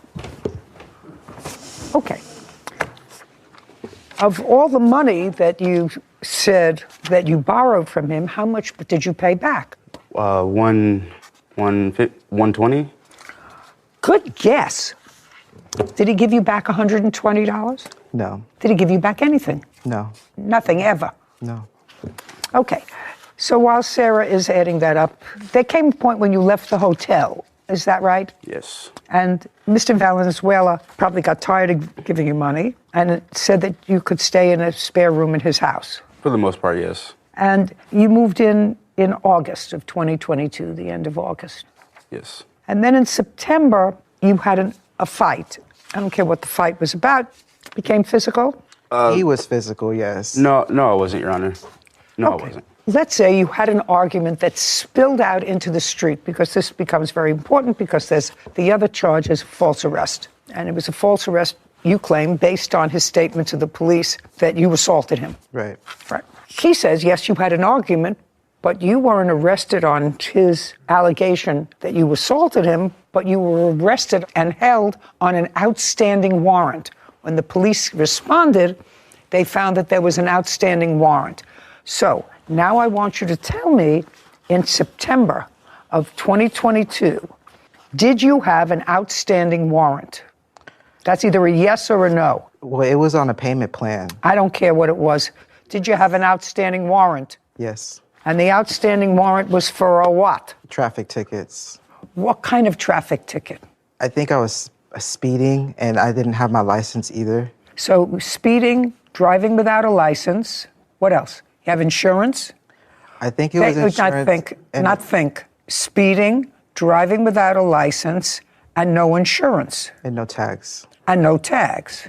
And for that, you got fined. Yes. And you didn't pay the fine. I was paying it. Well, there wasn't a warrant outstanding because you were cooperating and paying the fines. The county that I'm in, they said, the police officer said It doesn't matter if you're on a payment plan. They'll arrest you if they want to. Mr. Valenzuela, did you miss payments on your fine? Yes. Perfect. And so when the police responded to this kerfuffle that was out in the street, when they ran both your names, your name came up with an active warrant. Yes. Well, that's easy. So that you were arrested on the outstanding warrant. I would have never been arrested, though, if he wouldn't have acted. If he didn't call the police. No, he didn't call the police. Who did? My neighbor did, because of the way he was acting. So your neighbor called the police, but for the outstanding warrant, I don't know whether the police would have taken you into custody. You had an injured lip. They could see that your lip was bloody. You say he fell, must have fallen outside. You don't know how that happened. It's really not relevant to this case. But if I were the police and I showed up, you didn't have any visible injuries, right? No. You had a busted lip. If you both are alleging that there was a fight, police would look at you and say, well, he's injured. He's got a busted lip, got to sew it up. They wouldn't have arrested you unless you had a warrant, right? Right. Good. So that's not his fault that you had a warrant. It's not his fault. Have that total. It's $2,727.56, and that's including some direct payments to Motel 6s and other housing accommodations. Includes that? Yes, in addition to direct payments to the defendant. Great. He says you didn't make any payments. $27.27. I mean, there's no way he expected me to pay. I never said I was going to pay him that back. Well, you told me that you asked him if you could borrow some money. That's what you said. A couple times I asked to borrow money, but the entirety of that, all that, like, I didn't say I was going to pay that back. And he should know he was just being nice. He was being and nice. Sometimes he offered. Not anymore. Yeah, not anymore. You have a job now? Yes. Okay, great. 27-27. Judgment for the plaintiff. We're finished. Thank you. This court is adjourned. I think he was just mad overall, so he just picked something to get me back with. Just like he said, he thought I was being nice. Why would you say you're going to pay me back, but then not pay me back? He was screaming. Yeah, he was screaming. Just screaming, cussing, like, embarrassing. He was acting crazy, and because he was acting crazy, woke up the whole neighborhood. Well, he was drunk, going crazy outside, running around the apartment complex, so she called the cops on him. That's what made my neighbor call the cops, and that's why they came. Oh, no, there's no friendship. It's gone. Yeah. Don't have friends like that, but also don't bite the hand that feeds you. Nothing comes good out of it, so. Just something funny from the receipts that I was looking at. Some of them say, the price really big on Venmo or Cash App, and then it just says completed at the bottom. On some of them, though, you could see heart emojis that the defendant sent thanking him, basically acknowledging that he received the money payment, sent a red heart emoji, and some of them were at very odd hours of the night, like 1, 2 o'clock in the morning, some direct to Motel 6, some direct to other housing accommodations. It's so interesting. But I liked the receipts. I liked the I never paper trail. Right. Yeah. It's made it easy. It's true. Mm-hmm. And because when people say I gave him cash, and even with an ATM slip, you never really know if the cash transferred hands but this actually makes our job. Noah Tiarina for the cost of a Toyota 4Runner. Court come to order. All rise. Have a seat, please. Hello, Judge. Thank you. Case 2160, Canellas versus Tiarina. Thank you. Ms. Canellas, is this your son? Yes, ma'am. And his name is Chris? Yes. Okay. This case is about a truck. Toyota 4Runner, yes, ma'am. That was titled in your name, about 21, 22 years old, but was in the possession of your son, Chris. Yes, ma'am. And then Chris went to jail. Yes.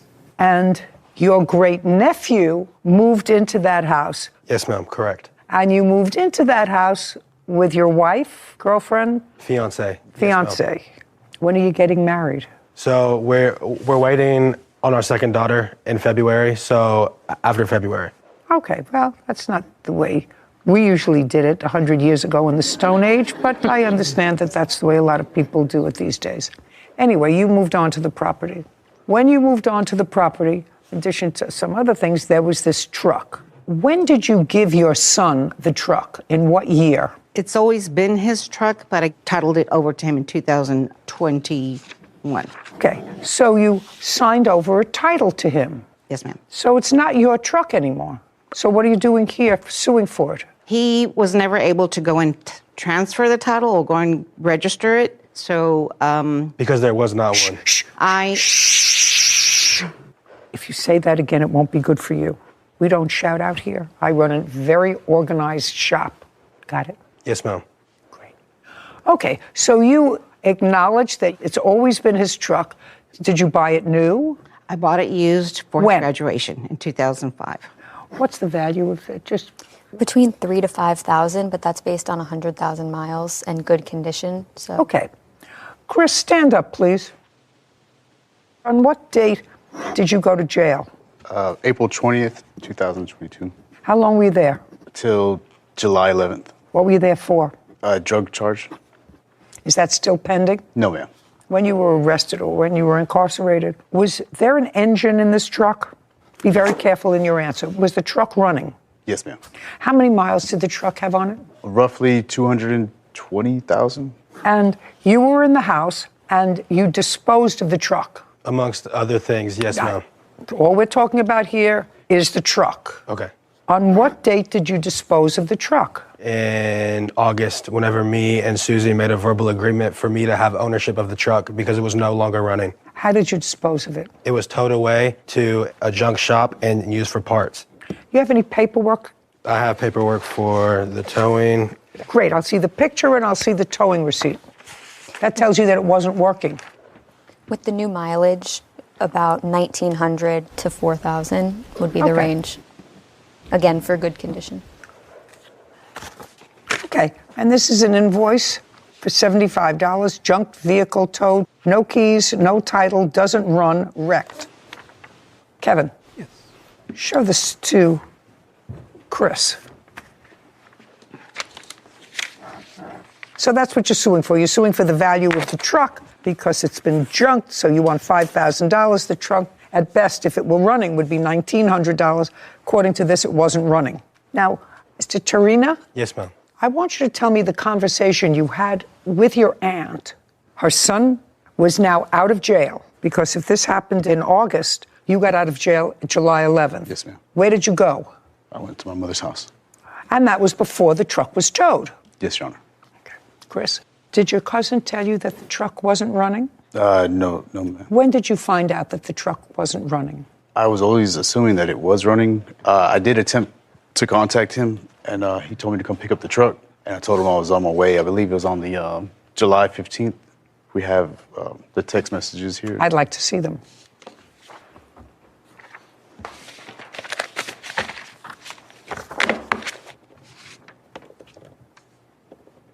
Okay, so this all sounds very civilized. Yes, ma'am. Okay. Chris, when did it become uncivilized? It really never became uncivilized. We just, whenever I went to go get it that day, I think something happened and... I'm not following you. Okay. You're all over the place. This all sounds very civilized. He's living in the house now. You were not. Right. Some of your stuff was still there. Correct. You know each other a long time. Mm-hmm. He said, some stuff I'll throw away. You said, okay, but the other stuff I've got in the house, come by and pick it up. Okay. Yes. At that time, he had to have told you that the truck was not running because he said the truck is at the exact same spot where you parked it. Right. Well, I just assumed they didn't have the key because a lot of my belongings got thrown away. Well, they didn't have the key because the tow people said that there was no key. Right. That's just why I assumed the truck was still in the same spot. Okay. Now you find out that the truck is not running, right? Because you went there to pick up some of your stuff. Come on. Yes, ma'am. Yes, and that was in July because you said you were coming over July 15th. Yes, ma'am. So you came to his house where your truck was sitting. Yes, ma'am. What did you find out about the truck? The truck was still in the same spot and it wasn't running. Same spot? Same spot. Did anybody prevent you from taking the truck when you came? No, ma'am. Then why didn't you take it? Just simply for the key. I didn't have the key to turn it on. Just a second. April, May, June, and July. So the car had not been touched in 4 months. That's what you're telling me. While you were incarcerated, and if you just said to me the car was in the same spot from the time you left now, and there was no key. So you had no idea whether the truck was running or not, right? Well, I just assumed that it wasn't running because of the key, the no key. If you were that interested, you would have found out. You would have called a mechanic, they would have come, they would have jump-started the truck, and somebody would have made you a new key. Then you could have taken the truck. He doesn't have to keep your truck on his property. Well, first of all, My family member said that they were evicted. They had not been evicted. What evicted? What does that have to do with the truck? At the time, Your Honor, he, of course, was incarcerated. No, he wasn't incarcerated. He wasn't incarcerated when you gave him the truck. No, he was not. No, I see. I have the dates here that you told me. He wasn't incarcerated. He wasn't incarcerated for a year, and he didn't transfer the title. I asked my family member if I was able to go into the house and remove all his items and look for the key and the title so I can have the vehicle removed, and everything was thrown out of the house. So when he came to pick it up, it was gone the next day. I have text messages right here saying that she doesn't like being lied to and she's gonna go the court route. I had an officer knock on my door at 8 o'clock in the morning and serve me papers, try to give me a grand theft auto charge and have a felony on my name. Can I see the text message that she sent to you afterwards? Later. He says you didn't make any payments. I never said I was going to pay him that back. Well, you told me that you asked him if you could borrow some money. That's what you A couple said. times I asked to borrow money, but the entirety of that, all that, like I didn't say I was going to pay that back. And he should know he was just being nice.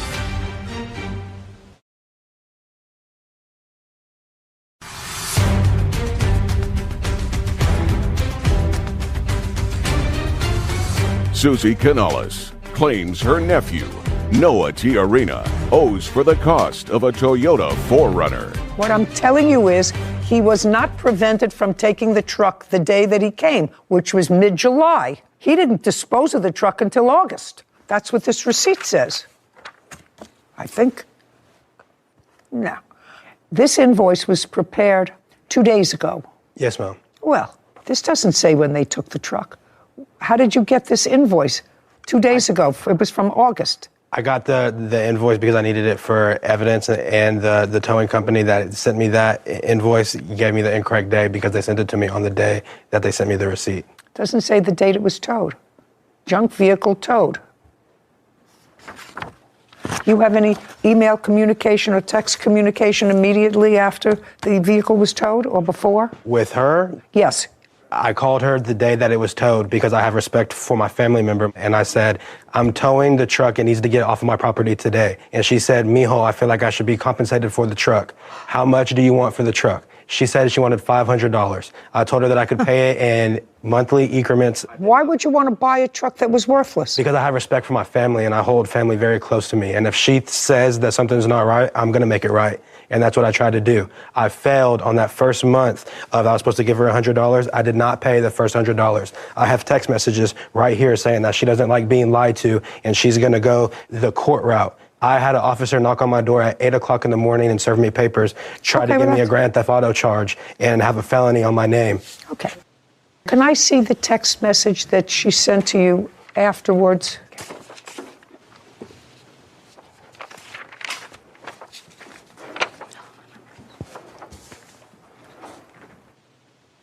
Did you recall, Ms. Canales, having a conversation with your nephew about $500 for the truck? No, ma'am, I do not. My witness does. Shh.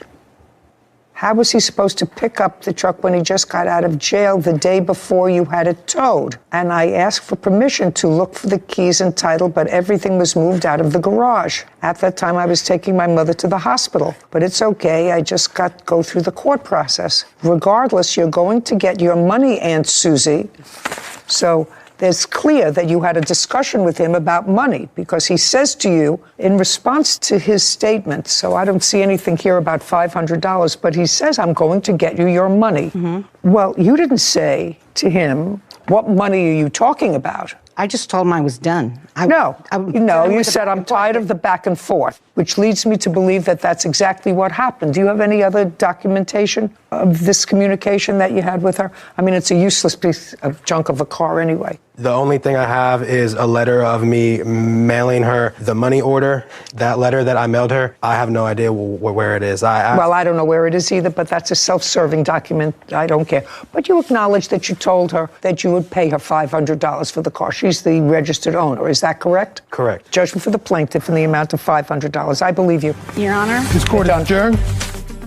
He knows he did us wrong, and he knows he's lying right now. This is the only reason why he's acting like that, and that's why the reason my mom is so upset. It's sad that it had to end that way for a family member because family is something that I hold very close to my heart, and I don't like to see it in that way. He had free run of all my belongings, and he ended up selling it. But at the end of the day, it's my livelihood and my fiance's little livelihood that's at stake. He knows what he did. I did not take advantage of my own family. Never. Yeah, it's tore us up a little bit. It can't be put back together. Troublesome. I'll tell you some of the troublesome things that I didn't even want to go into with them. He went to jail in April. Mm-hmm. His mother knew where the car was. She could have gone to get the car. She had 4 months. Yeah. Her son went to the house when he got out of jail in July. And all he had to do was do the same thing the defendant had to do, call a tow truck, have it towed to your house. Right. Get an extra key made. Right. And I thought that he was actually a pretty good nephew. Yeah, I did too. He didn't have to pay for the car, but he felt for his aunt and the situation that she was in. And well, he was just trying to be respectful and probably keep the peace. Exactly. Between everybody. Well, again, no good deed goes unpunished. I was just about to say that.